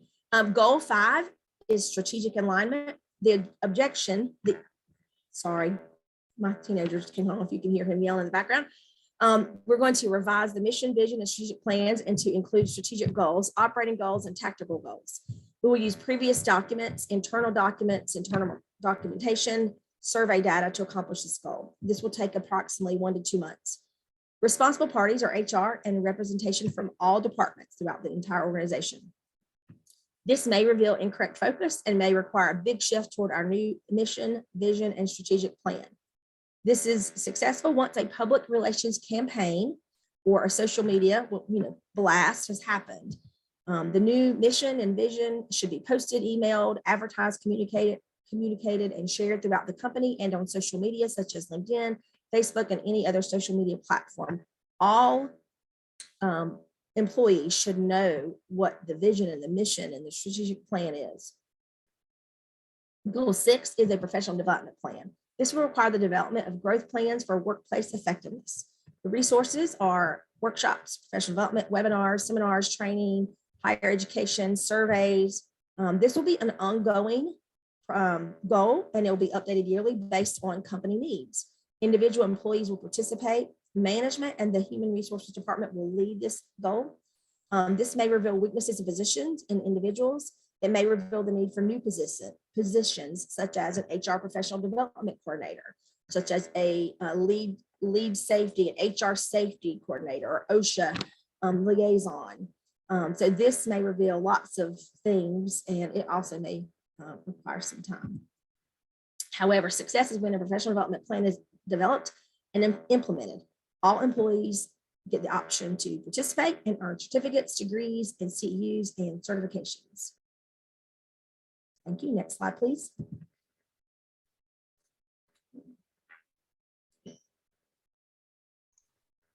In conclusion, there were a multitude of issues that impacted the organization and the turnover rate. The action plan highlighted the multiple aspects that could drive improvement through identifying and addressing the needs of the workers. And they're leaving because their needs are not met.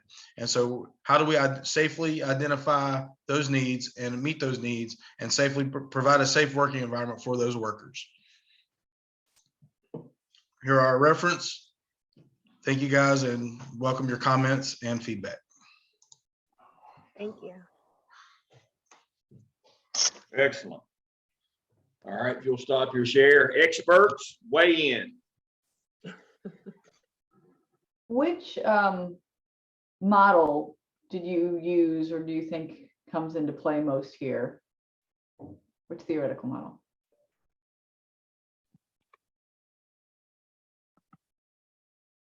Which model, what? Which of your 5 theoretical models that we work off of in action research, which of those comes into play with this case study? Hands down, Hertzberg. Why do you say that? I mean, it's a need-based thing. Why are they leaving? Why are they staying? What are they getting from stuff? Is the company providing for them? Are they getting what they came for? Are they doing the job that they want to do? Are they leaving the job or the boss? Yeah, I mean, Safety is a need. Yeah, it's actually too, it starts with Maslow's hierarchy of needs. But the most of it is Hertzberg. Everything in organizations, we can circle everything back to Maslow if we want to. Hierarchy of needs. But yeah, this is a Hertzberg. I would argue that this is pretty much a straight Hertzberg. Why are they staying and why are they going? I mean, that's what Hertzberg is: motivation, satisfiers, dissatisfiers, are what they used to call motivators and hygiene. Why are they coming? Why are they going? So yeah, I like that. I like that answer.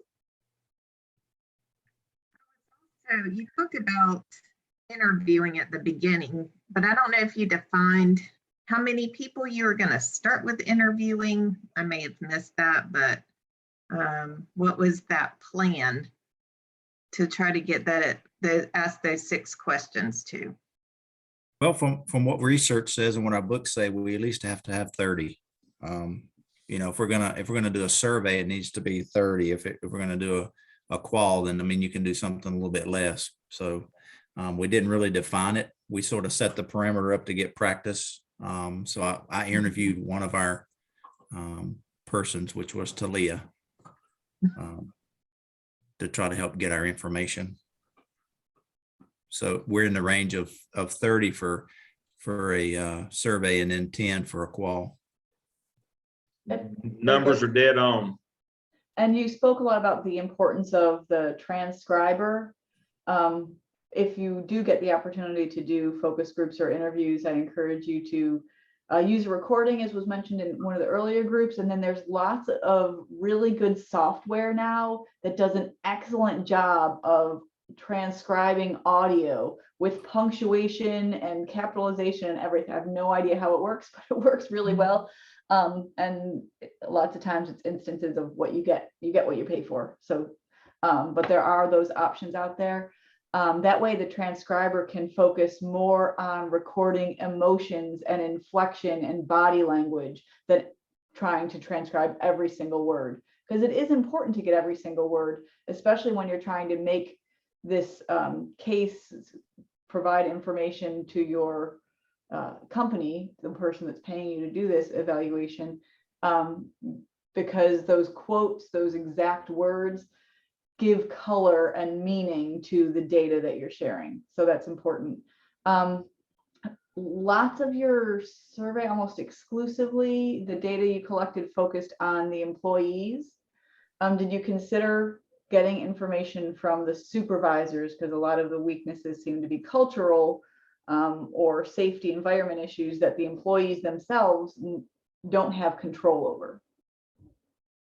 So did you consider collecting data from the management supervisors? Yes, everybody from top down. Yes. The whole organization. Yeah, there's a richness of data if we get all stakeholders. We've talked about that's an ethical concern as well. Yes.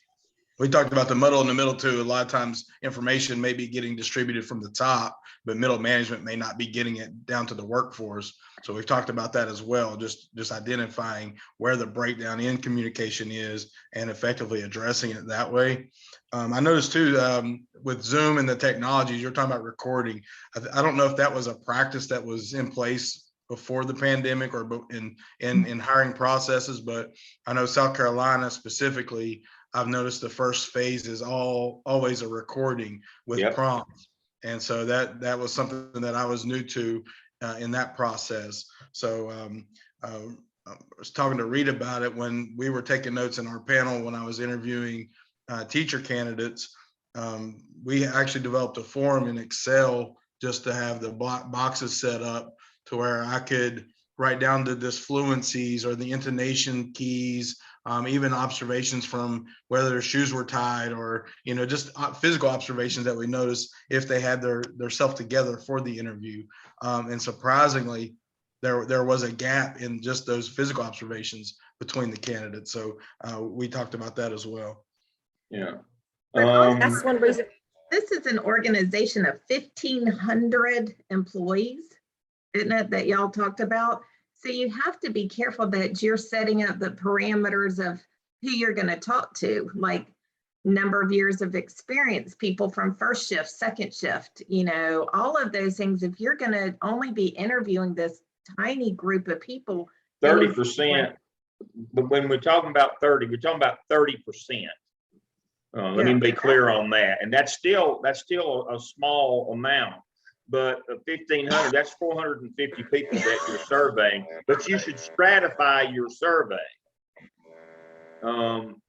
What is a stratified sample? I covered that earlier. I thought, that's what Dr. Neal's talking about. And pardon me for interrupting you. No, you're fine. Here, but stratified. When you're doing your sample for your survey, it needs to be stratified. And that means so many of this according to their percentage of the population. So if the population is half women and half men, we make sure that our survey goes half women and half men. And if 10% of the people there are supervisors, we got to make sure we target 10% of our surveys need to go to supervisors. We stratify that random sample. But again, you're right, 30% is, we got to have at least 30% from our survey. And then, and talking about interviews, if you're talking about more than 50 employees, 10%, less than that is 5%. But that 30 and 10 are percentages, not numbers. I probably should have pointed that out sooner. That's percentages. But Dr. Neal's exactly right. You got to make sure you stratify your sample. We call that stratified random sample. It's actually in the first lesson that we had. I had a slide that went with that. And to understand that we got to hit everybody, just like she was talking about a while ago, when we do our parent, we need to hit all stakeholders. If we're doing surveys or interviews, we got to hit parents because they're a third of the process. So a third of our surveys or interviews should be from parents. And so again, we have to stratify. It's still random within that group, but we have to stratify those groups. That's just good technique. And to Dr. Burgess's point, you got to get every word, because some of this new software, more expensive versions, will help you sort your themes as well. Remember, when we collect qualitative data, we're looking for themes. It's preponderance of evidence. We're looking for themes. There's no right answer, but we're looking for themes. We're going to talk about that when we conclude today with my little piece at the end. But yeah, we're looking for a preponderance of evidence. We're looking for things. And yes, even back in the 90s, when I trained that year with Gallup to do qualitative work, we recorded everything. We didn't have the video recording, but we tried to, if we could. We used camcorders back in the day. But yes, a lot of larger corporations have been doing virtual interviews at the first phase for that purpose since. Well, I know in Charlotte, we started in 2000. They started in 2012. They've been doing it for 10 years. The first level interview for any job there is a virtual, and it's recorded. And that's why when I do the interview training, I teach students, if you think you're going to need notes during the interview, put them on a sticky pad and put them around the margins of your laptop screen so that it doesn't look like you're reading. Don't take your eyes, learn to look at yourself. That means you're looking at the person that you're talking to. Yep. But you get your little stickies around the screen. All these are tricks that you learn as the interviewee, but as the interviewer, you're looking for those verbal clues. You're looking for nonverbal clues. Gallup calls it perceiving, not interviewing. Let me say that again. The Gallup Corporation, who is the biggest gatherer of qualitative data in the world by far, they don't call it interview. They call it perceiving, where they teach you that it's more than just what you hear. You got to be Dr. watching the Lamb. nonverbal and all of those. Dr. Lamb, that's why I really like Sean's rubric for body language, attire, promptness, because every interview I've ever been in, we've done at Mitchell, we've done a round table where everybody just goes around and asks different questions. And it's hard to focus on their body language at that time. It's hard to focus on anything if you're writing notes for every question. So by doing it this way, I could write notes. I could write their responses and Sean could take notes on everything else. And I've never been in an interview that did that before. And I learned a great deal about that just by him introducing that rubric to us. That's a good one. It is. All right, I have a question. What's the difference between a meeting and training? We say that again. That's be the dumbest question you hear today. What's the difference in having a meeting and having training? Meeting is more collecting information and getting information, and training, you're actually giving out the information and telling them what they learn. Yeah, the flow is different, but in reality, the difference between having a meeting and having training is outcome. Is it really training if you don't change the outcome? One of the things that y'all brought up is that they've been doing some kind of onboard training, but obviously it's not working. So is it really training? We can call it that, but it's not really training. If for training to be efficacious, it's got to have a result. There's got to be an outcome. And one of the things that we think is, as long as we put a training on, we've done our part. Well, if it didn't work, did you really train people? And that's one of the biggest fallacies that I see with training is I was pitching. It's not up to me. If they weren't catching, that's on them. I did my part. No, you didn't. If it did not change their behavior, if it did not change the outcome, then it wasn't really training. You just had another meeting. And Cindy said you've got to figure out a way to see. So what that portends, and I'll get to you, Beverly. What that portends is we got to have some kind of a measurement system for our training. If we're going to train people, we got to put some kind of a measurement or evaluation system in to see if it worked or not. That's got to go along with it. We can't just say we're going to train these people. And here's what we're going to do. Well, did it work? Well, I don't know. We did our part. No. If you're going to put training in an organization, the ethical thing to do is put some sort of system or measurement system in to see if it works. I'll tell you the story that goes with that, and then we'll get to Beverly. So, obviously, I don't know that even when I was younger, I had much of a filter. Definitely don't have one now. That's not a good thing. I'm not bragging on myself here. That's not a good thing. I'm not advocating that you do this.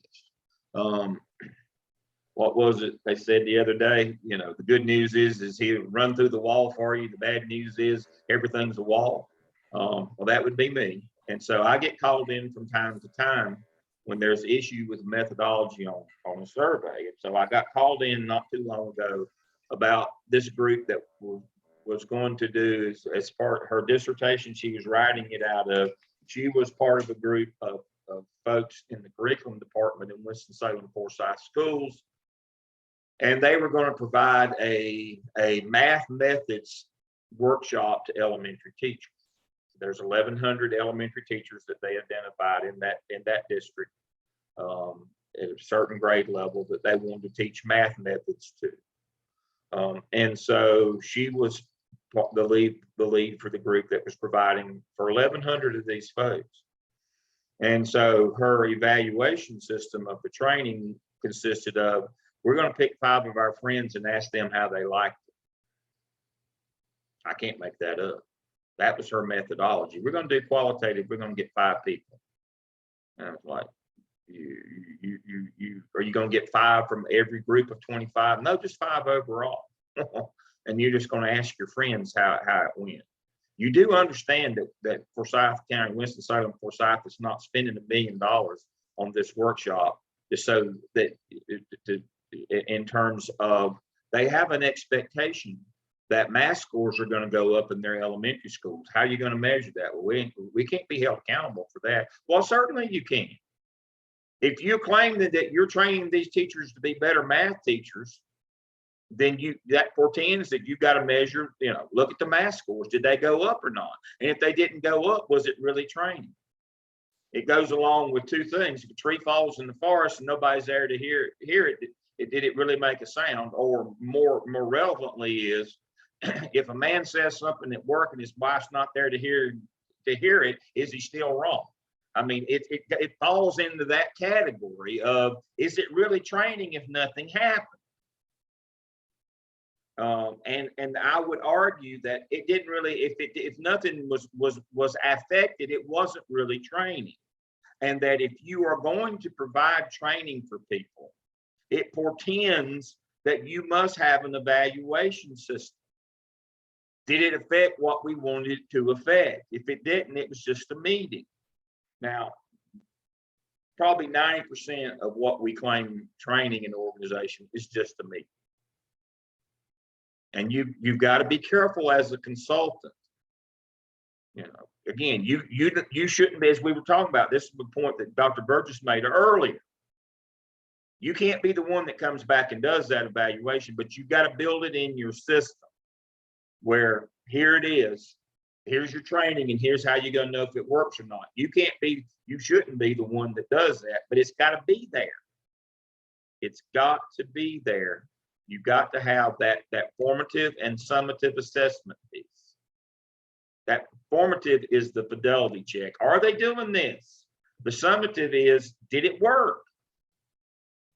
That's always got to be in your action plan for training, professional growth plan, whatever you want to call it. It's always, those 2 things have to be there. Otherwise, it's just a meeting. You're just getting them together. Doctors, anything else from y'all too? Again, y'all are so much better at this, much more relevant than me. True. No, I think everybody's done a good job. It's interesting to see the different perspectives on the case studies. Excellent. All right, we're ready for our last group.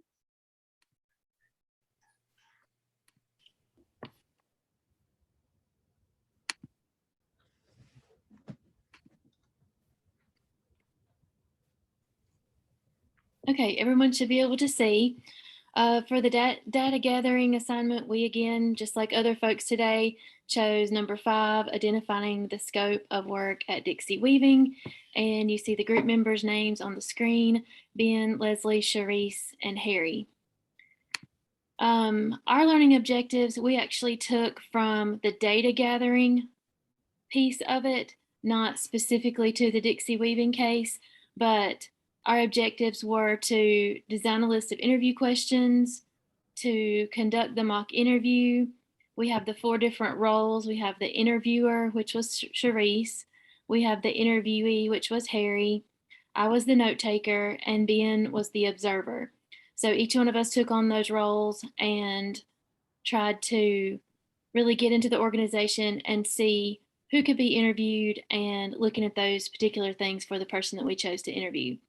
We also have slides that'll show that we reflected on our experience from each of the standpoints of those positions. We've already kind of talked about this, but just briefly, this is how we chose to represent the people that work at Dixie Weaving. You have the 2 consultants, Ian and Joe, up in the corner.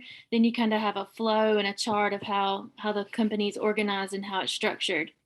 You have Bill at the top. He's the director of HR for all of corporate Dixie Weaving. Then it goes down to the plant manager. You see there's 5 or 6 people on that next level, floor supervisors, senior operators, lead training coordinators, and then it specifically mentioned Jimmy, who was a weaver, and Harriet, who is a new employee. We already talked about these things as well, but overall, the company is a fabric weaving company. We've talked about where they're based, how many people, the types of shifts they run. The context at the beginning of the case is that Bill has invited Joe and Ian to come to the plant due to the high turnover. And the case begins as Bill and Joe and Ian are all going on a tour of the plant. And so lots of challenges come up in that. You'll see some of those in our central problem and in our secondary problems, and just hopefully find a way that we can organize all this and diagnose what will be best for Dixie Weaving.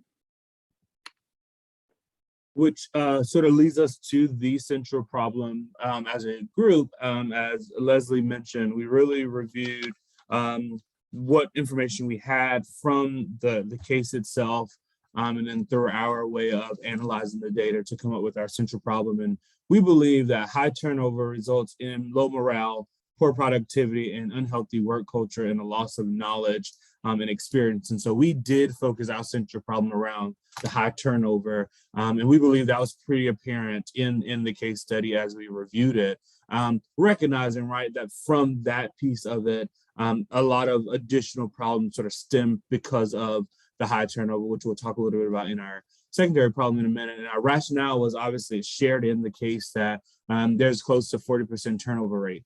I think anytime that's a number we're looking at from a turnover standpoint, that's a huge problem. We believe that sort of is the centralized issue within the problem, as I mentioned, with a ton of additional sort of problems surrounding that central problem. And we believe another rationale is difficult to keep well-trained personnel, right? If everyone's leaving, it's really hard to keep well-trained personnel on the team, again, which goes back to a lot of the additional and secondary problems that we're going to discuss in a minute. And so some of our secondary problems that we reviewed, one is lack of training and development by managers and training coordinators. There was a portion in the case study where the consultants were discussing this with some of the leads, and they began to sort of argue around, or I'll say have a debate around, why they were sending the new members to the plant without being prepared to even tie a knot, right? And so if that's a problem, we know that, lack of training and development also stems to dangerous working environment, right? Because if you aren't trained on how to properly work equipment, or if you're not trained on, the safeties of what's going on in the plant, then that could lead to a lot of additional problems.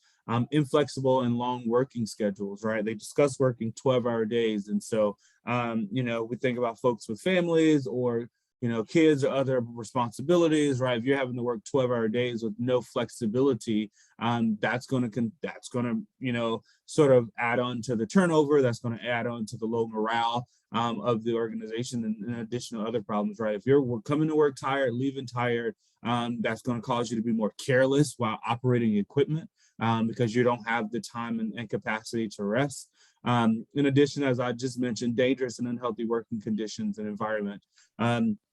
multiple times they talk about, everyone, folks that did this case study discussed the idea of this person being flattened like a pancake, right? In addition to how hot it was in the plant, and so those dangerous and unhealthy work environments, which also led to equipment sort of dying mostly at the night shift, those secondary problems we know will enhance our central problem, which focuses on that high turnover rate. And so that's sort of how we determine our central problem, but also our secondary problems.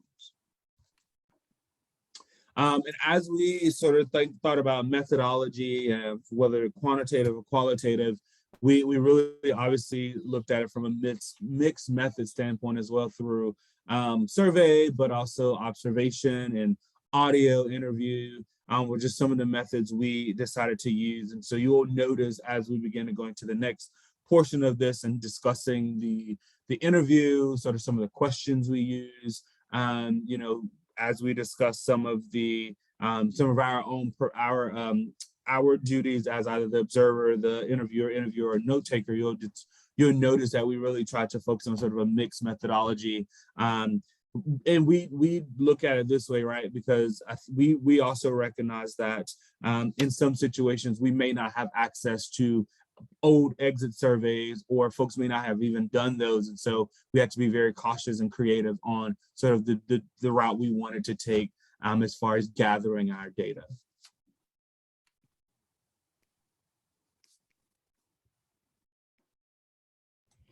And so our group determined that we would certainly do survey questions and do responses. And so our approach was simply to do a mock interview. And on the next 3 slides, what you will see are the questions that we identified in terms of how we could gather this data to help improve the working conditions and the work situation at Dixie Weaving. And so when we considered doing qualitative data, for us, it was really about that this method would allow us to kind of incorporate the human experience, where we got a chance to really obtain specific insight about how people felt. But when we decided to create the questions, we wanted to make sure that the questions weren't leading, and we wanted to make sure that the questions really didn't focus on feelings, because feelings are really hard to analyze and identify, especially when we're trying to talk about what we can do to help change or improve this organization. And so when we started talking about the survey questions and how to obtain the data, there were 2 things that we identified. Was that we certainly wanted to ask questions of those who were no longer there. So we did identify that we would do an exit interview, simply because we needed to gather the information from the people in terms of why they left, because that's what we were really after in terms of it. And we just identified that we would probably consider like 3 questions of, why did you leave? What could we have done better?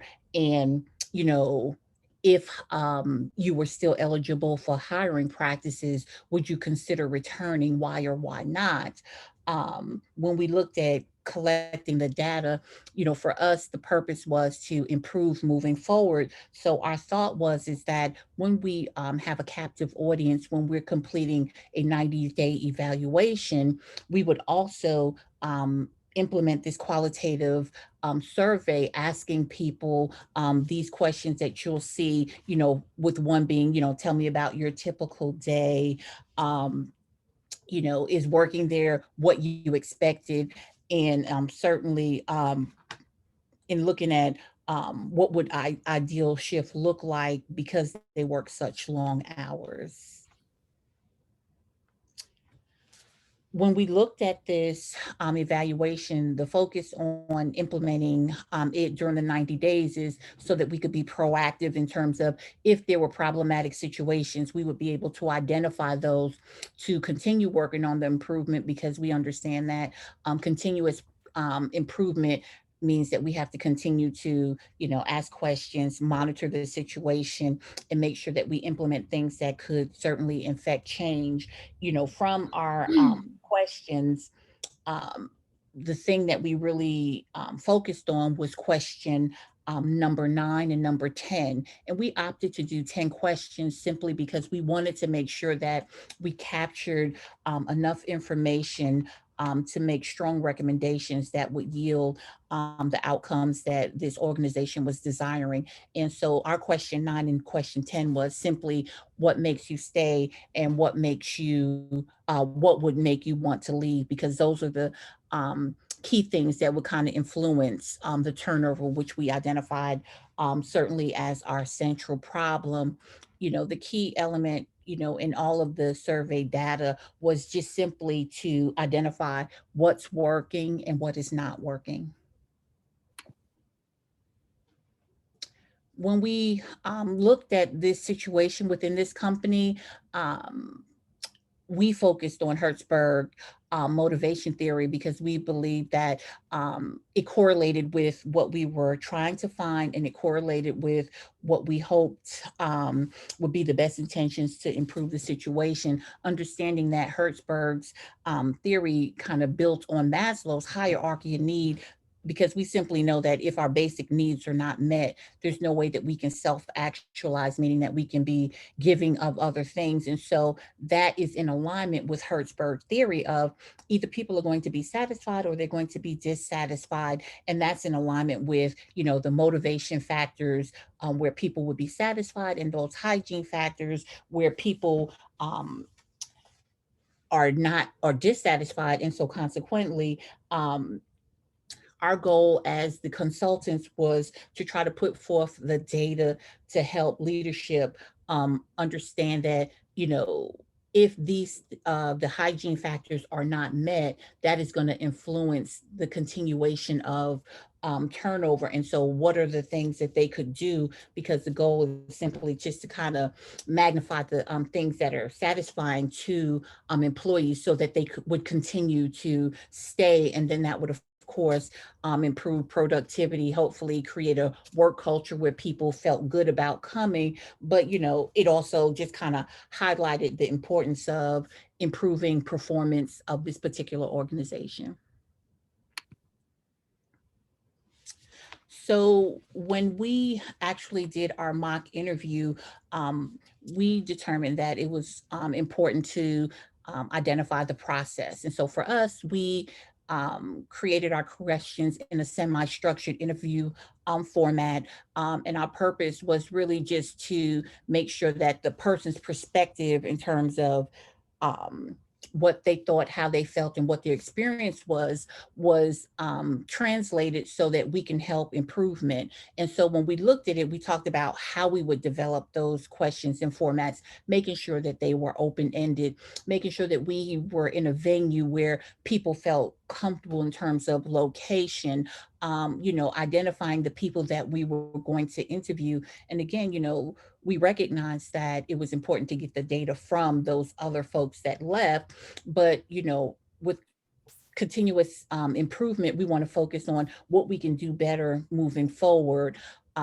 We identified the objectives and, you know, discussed the parameters of confidentiality. And the hope was that this would diminish people from feeling uncomfortable and understanding how we would put safeguards in place to make sure that the information was shared and how it would be shared so that they would, you know, just feel comfortable with knowing that the information that they were giving to us there wasn't going to be any pushback or things that they might be concerned about related to like losing their jobs, etc.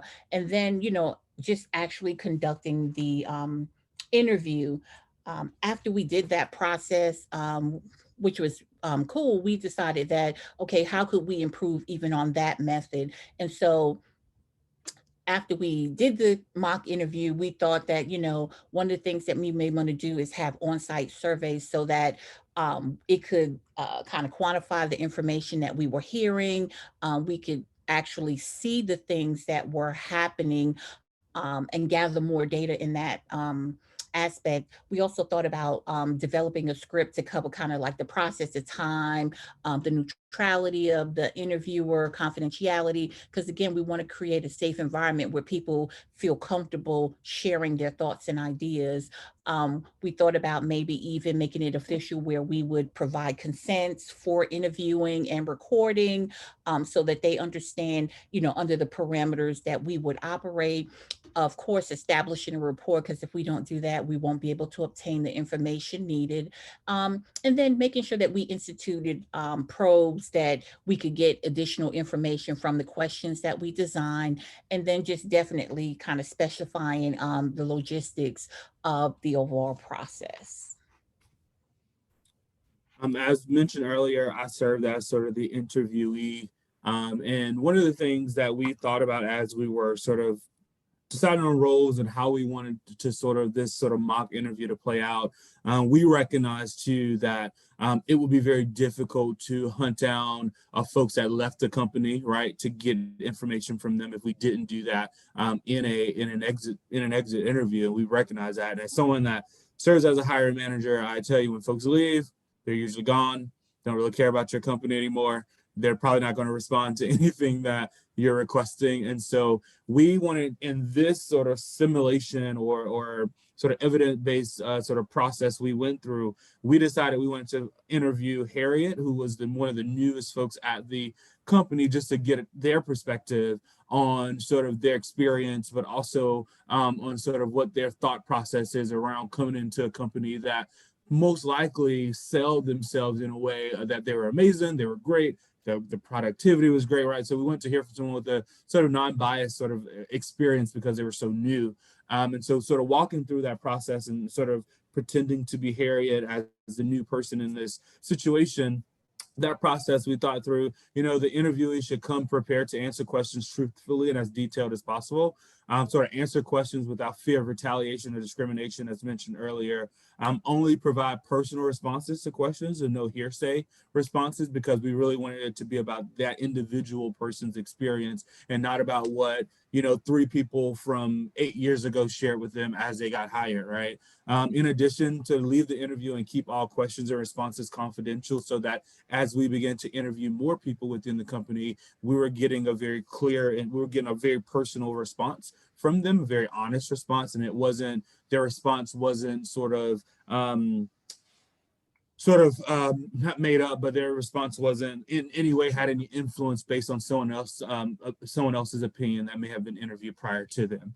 And sort of to improve that process, we talked about have questions in advance to ensure proper time to prepare. Also request time to review transcript to confirm for accuracy, right, prior to report being published. And so having time for the people that we're interviewing to come back in, review their transcript and say, yes, what you have written down is very accurate based on what I recall from my experience. And so, and I know that's something, as someone that handles student conduct on our campus, that's one of the things we do if we're interviewing witnesses or if we're interviewing students for a process. We come back in and we'll allow that person to read, what they've shared, and based on what we've sort of our note taker, our person that's transcribing, has put out there, to make sure that what we're sharing is accurate, right? Because I believe an organizational problem must have organizational solutions. In order to have those organizational solutions, we must have accurate information. In order to get that, we have to confirm that the accuracy from the people that we're interviewing and discussing the various contexts with. From the perspective of the note taker, as far as our process, we do realize, like other groups have shared, that the interview should be recorded to guarantee accuracy. The note taker should simultaneously, though, while recording, jot down notes as needed. We have an observer in this case too, so that person's going to talk about what they would observe, but the note taker would really just write down things of interest or things that were important. They would immediately after the interview review the notes, try to add in details or clarify points that were made, replay the recording for additional clarification, come up with a complete transcript, really be able to have a dialogue of the interviewer asked this question, the interviewee said these 5 sentences verbatim. We don't want to, in a summary, either add information or take away information. To improve this process, record overall demeanor or mood of the interviewee before beginning. We did realize that handwritten notes are probably the least desirable or least accurate in some cases. And you could also incorporate some documents into the interview. You might incorporate the job description. Is this what you're currently doing? Do you see anything that you need to add to this? That might be an example of an accompanying document.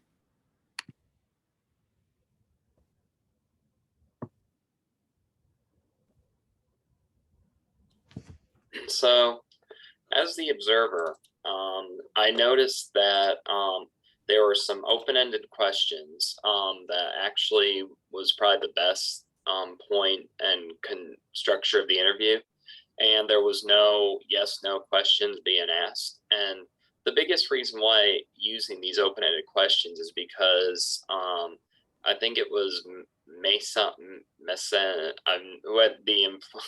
I'm trying to remember the author's name of the book of qualitative research. But anyway, they mentioned that it can yield descriptive data from the answers to the questions, and the flow of the questions were appropriate since the questions started at the interviewee's personal views, and also it allowed us to get some kind of background and also determine what's a typical routine that the production line is expected of them.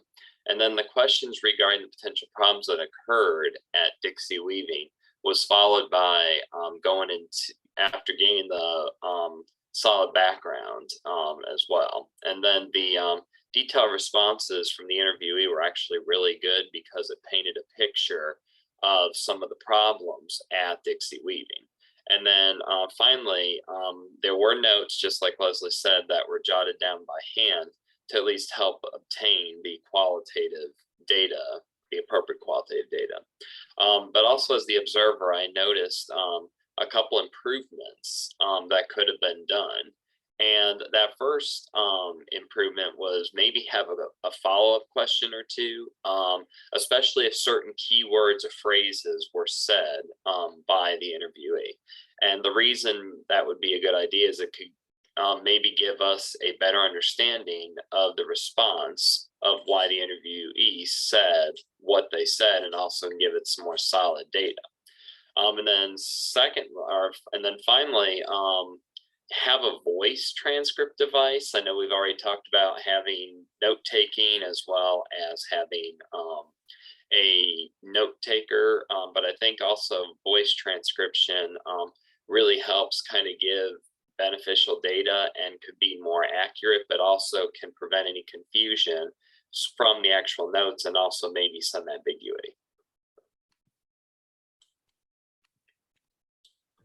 So now I want to talk a little bit about possible solutions within the case study. And so as we've sort of shared central problems, secondary problems, and sort of giving you an overview as well of the experience of if we went through sort of a simulation or a mock interview per se, what that would look like. And so as we thought through sort of central problems based on the data gathered and through the mixed methodology, I think that one of the things we thought through was, employee incentive and recognition program. If folks are working 12 plus hours, and if folks are, doing the good work and getting the product out in time, how do we incentivize that and recognize the individuals within the various units? And so we believe that also help with morale and possibly also help sort of begin to lessen the turnover rate as well.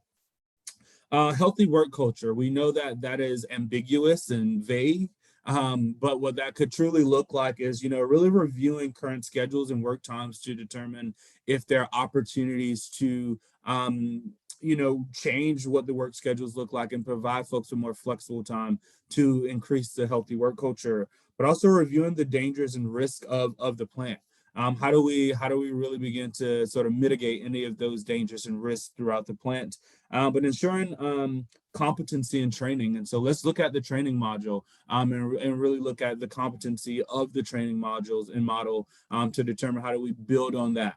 Monetary bonus, like that's important. You know, if we are producing great product and the company is making money, how do we begin to monetize that with the employees that are on the ground, sort of our frontline workers? How do we begin to monetize that with them? Through performance-driven opportunities, longevity of employees, and also some type of referral program, right? Because right now the turnover rate is pretty high. And so how do we get folks to refer other people that they know to work for this company? We think that that could also assist with the turnover rate, but the overall sort of issues of the organization.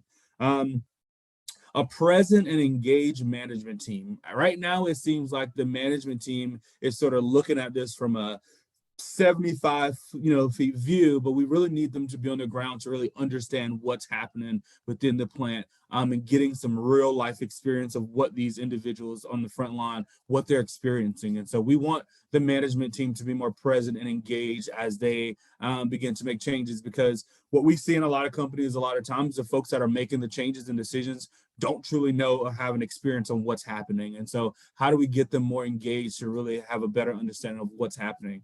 And we put in there a mandatory exit interview. We recognize that that's a risk, right? Because if someone quit from the house 10 minutes before their shift, we may never hear from that person. So we recognize that that is a risk, asking for a mandatory exit interview. But we are hoping, as we work to build a more healthy work culture with the company, we're able to get more people to buy into wanting to share their experience as they decide to move on from the company. So our plan of action that we have is, the first part is we did this over an 8-month period. And the first month we would gather our baseline data and identify the central problem and complete the visitation visit. And then during the second month, we would want to administer the survey and analyze the results. And of course, we would want to complete the consultation report to the actual upper management. And then during the third month, we would have administrative meeting where there will be where the findings of the actual data will be addressed, and we will offer recommendations to the client. We will also have a suggestion box for employees, which could allow them to feel that they are being heard and can also be heard anonymously.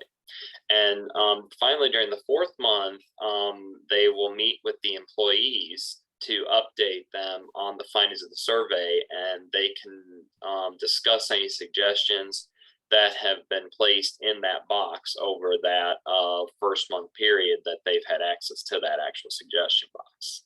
And then after we do that, after the fourth month, there will be a 4-month waiting period. So that will bring us to our 8th month. And basically what that will do is, during that 8th month, we will re-administer that survey and evaluate trends towards the change. And during this last month of our plan of action, a monitoring process will be established to make sure that the changes have been implemented. Next.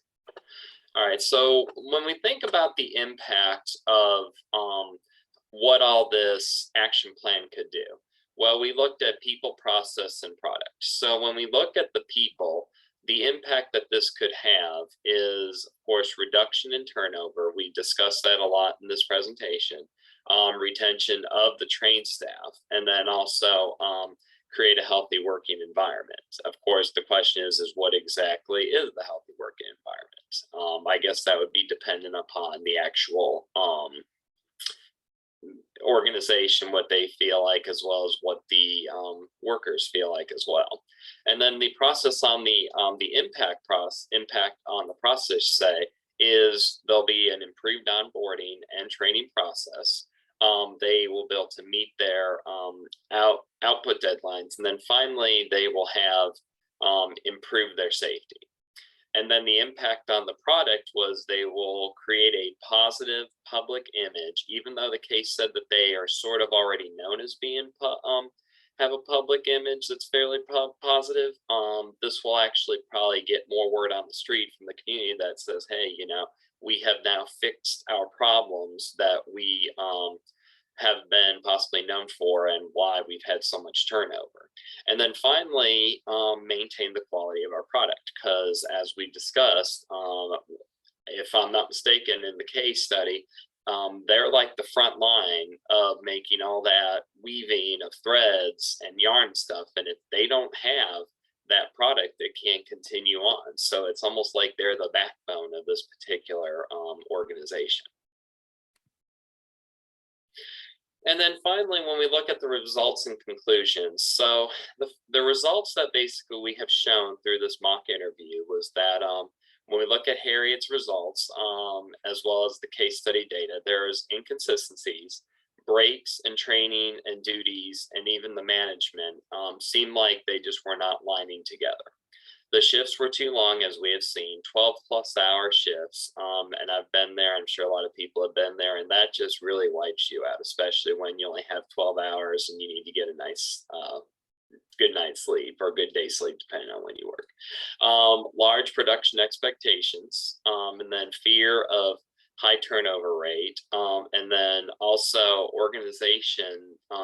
Well, also, again, like I said earlier in the previous slide, they would hopefully get a good representation in the community.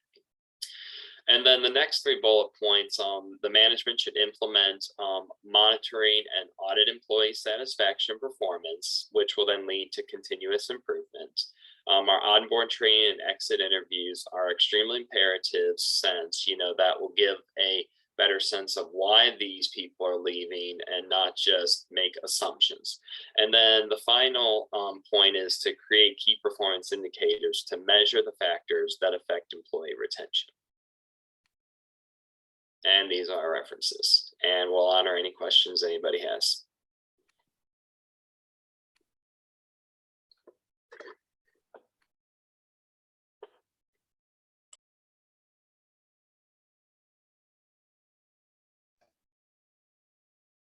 So I made lots of notes, lots of themes that are repeating throughout the presentations, which is interesting.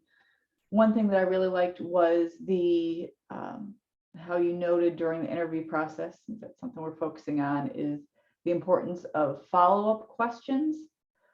So we just need to make sure that the people conducting the interviews or moderators are knowledgeable enough about the purpose and process to ask meaningful follow-up questions, because oftentimes when you go back and listen to recordings or read transcripts, you can see those missed opportunities. So follow-up questions are important. But I did have a question about if you thought about addressing some of the cultural barriers and language barriers during the process. How would you do that? Yes, and that's I was supposed to actually share portions of that and when we were talking about possible solutions. But one of the things we really talked about, because I believe, right, that the onus is not on the folks that have been considered the folks with the language barrier. The onus is on the management team, right? And those are the ones that need to really work to determine what they can do to improve their knowledge and skills around language. Because I believe that language is very different from culture. Culture is very different from race, right? And so how do they begin to really figure out what they need to do to really support and address the language portion of it first? I think you begin to dive more into the culture aspects as you keep people long-term. You get to really get to know who they are as people and individuals, and that allows you to begin to discuss the culture piece. But I think that some of the things they can do is ensure that they have representation on every shift that can actually assist and speak to the folks that have various different languages. And so I think that's important. In addition, asking the questions. I think a lot of times when we're working with people that are different, sometimes we just got to ask a question. What do you need as an individual to ensure that you're having the best experience possible at this organization? And so if they say, I need someone on the shift that can speak my native language, make that happen, right, as the management team. Or if they say, look, I'm okay. I think a lot of times we go into it with the idea that folks need something, but sometimes we just need to ask the question to the individuals to really understand a little bit more about what they need. Yes, and likewise, because you were referring to that in the context of the managers and in the company. But as the consultants, the onus is on us, not the participants, to make sure the language language that they can access the surveys, that they can participate in the interviews and focus groups. Because if we don't interview that big part of the population, we're not going to have that stratified sample. And that's our responsibility as consultants to make sure that happens. Excellent. Follow up 8 months later. I think this may have been the only group that included that. And I thought that was a great addition. Well, my takeaway on this last presentation, and I think Ben mentioned this, there's no need to do interviews if you could get the same information from the survey.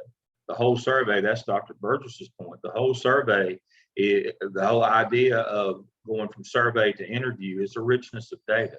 Don't ask yes or no questions. Don't miss those opportunities for follow-up. You have to ask questions in a way that you couldn't get that same information just from a survey. That's the whole notion here. Is it's got to go deeper and explore. On a bigger note for Dixie Weaving, Dixie Weaving is emblematic of what happened to textiles in the Southeast. If you quit caring about the people, and your working conditions show that, there's always somebody who will do it cheaper in a third world country. These people have lost their moral imperative in their community. That's easy to see by the working conditions that they perpetrate every day, and people being hurt and don't care. They've lost their moral imperative. That's part of what nonprofits have over standard for-profit organizations, is that there's a moral objective or imperative. Obviously, this company doesn't have them, and that's what happened to textiles in general. There was a time when you had mill houses and community stores, those things. When I was a kid in the 60s, all those things happened. But then the last company store that I'm aware of in this part of the world closed in 65. And then it became a race to the bottom. You know, how can we do it cheaper?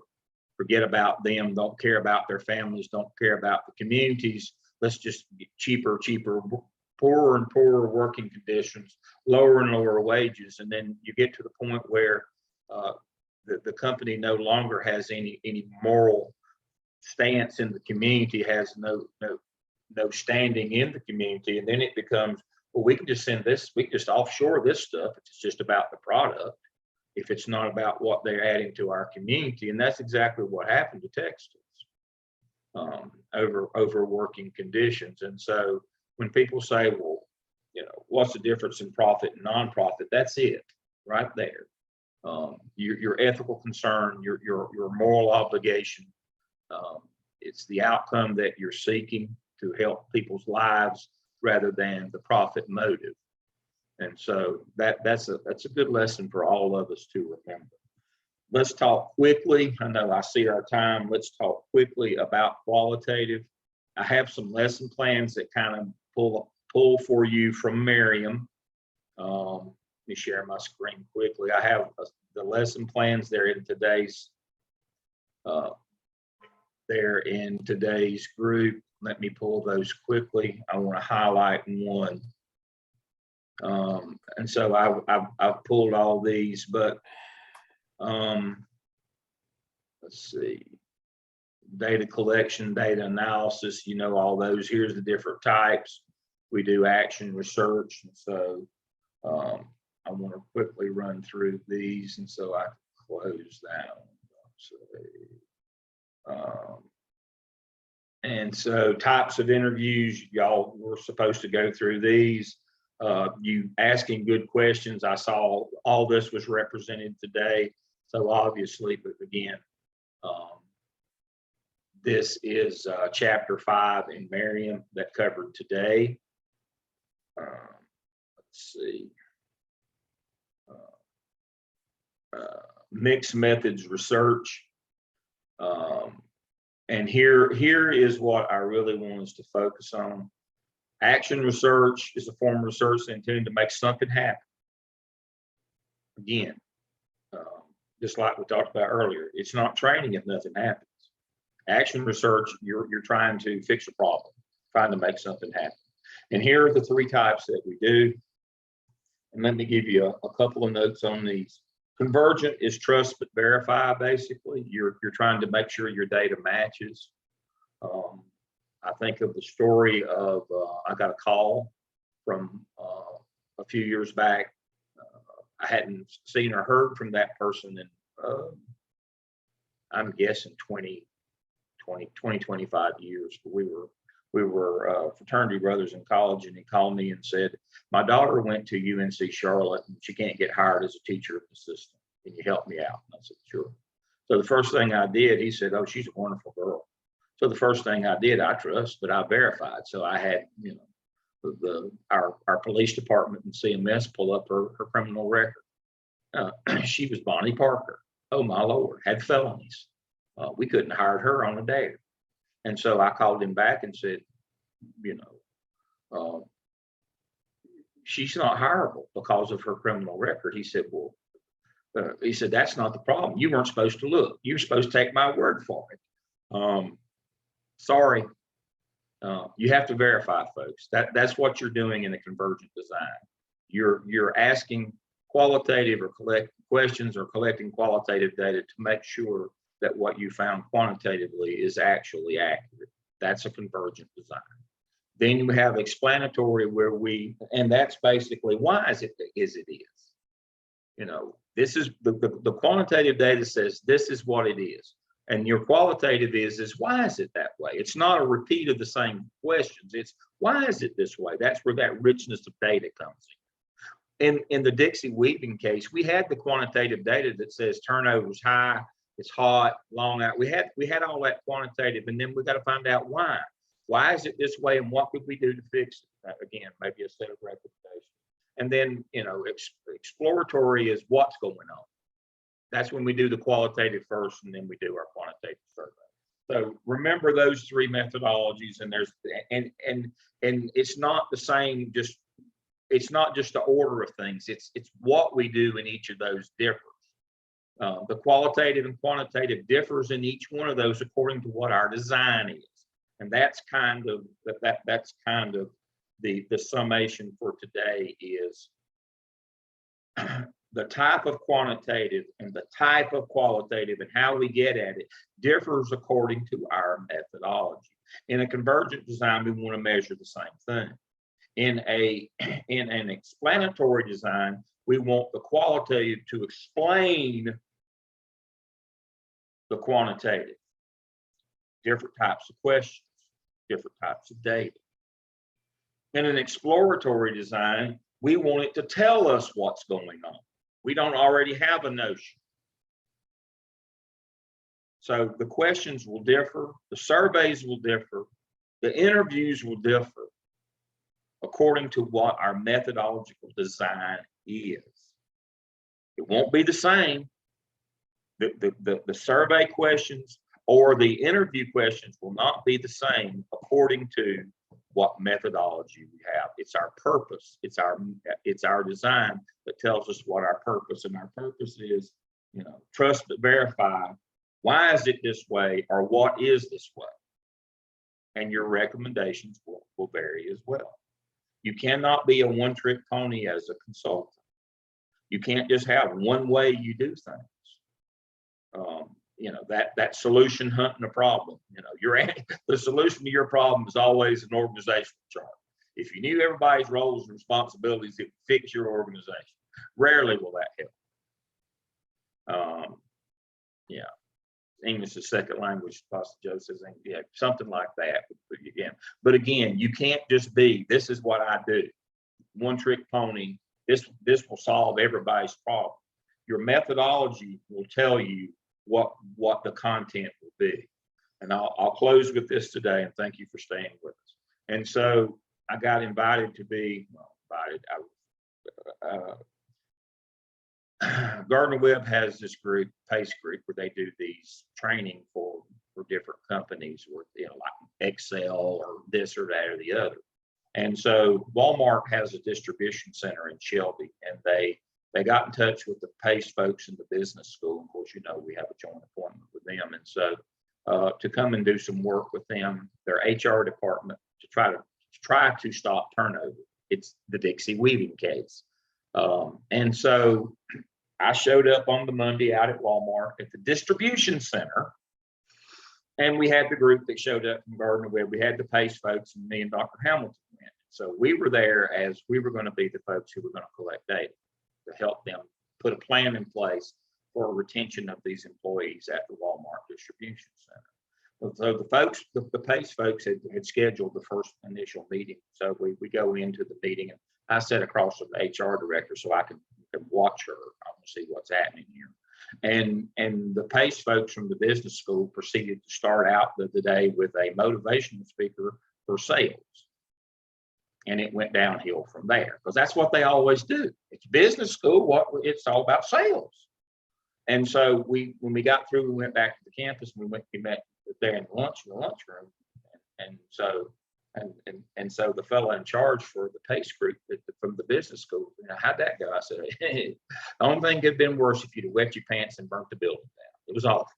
I watched the lady. Oh, I know what I'm doing. No, you don't. That was obvious you didn't know what you were doing. Just trust me. Well, of course, we were fired by Wednesday. They canceled the contract, $250,000 contract. Whew, everybody at Gardner Webb is mad as fire. Well, came to me, so senior administration came to me and said, well, what went wrong there?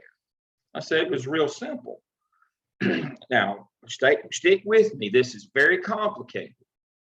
At the Walmart distribution center, they take big trucks and unload the packages and put them on littler trucks. That's what they do.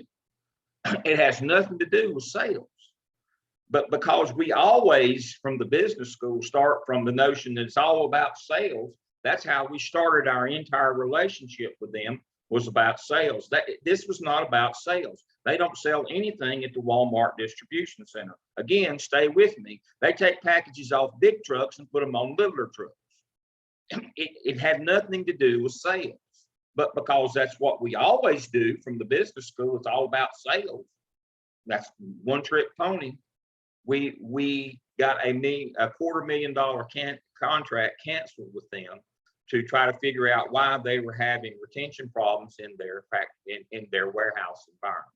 That's absolutely a true story. I cannot make that up, unfortunately. But that's what we did. We lost a $250,000 contract. So the notion here again is you got to go in and collect the data. The data won't always be the same. You won't collect it always in the same way. But you've got to understand that. You cannot walk in and say, this is what I've done before, or this is how we always do it. You have to increase your tool chest, your personal power, the things that you can do, so that you can be ready for whatever situations that you are thrust into as a consultant. Because always remember, if things were going well, they would not have called you. Thank you for your time today. I appreciate it. Excellent presentations as always. Again, the only time that seems too short is the time we get to play. So I always look forward to this. I will see you in, 2 weeks? 2 weeks. 2 weeks on the 19th. So everybody have a good time in between. Stay safe. Have a good day. Okay. Bye-bye. Bye-bye.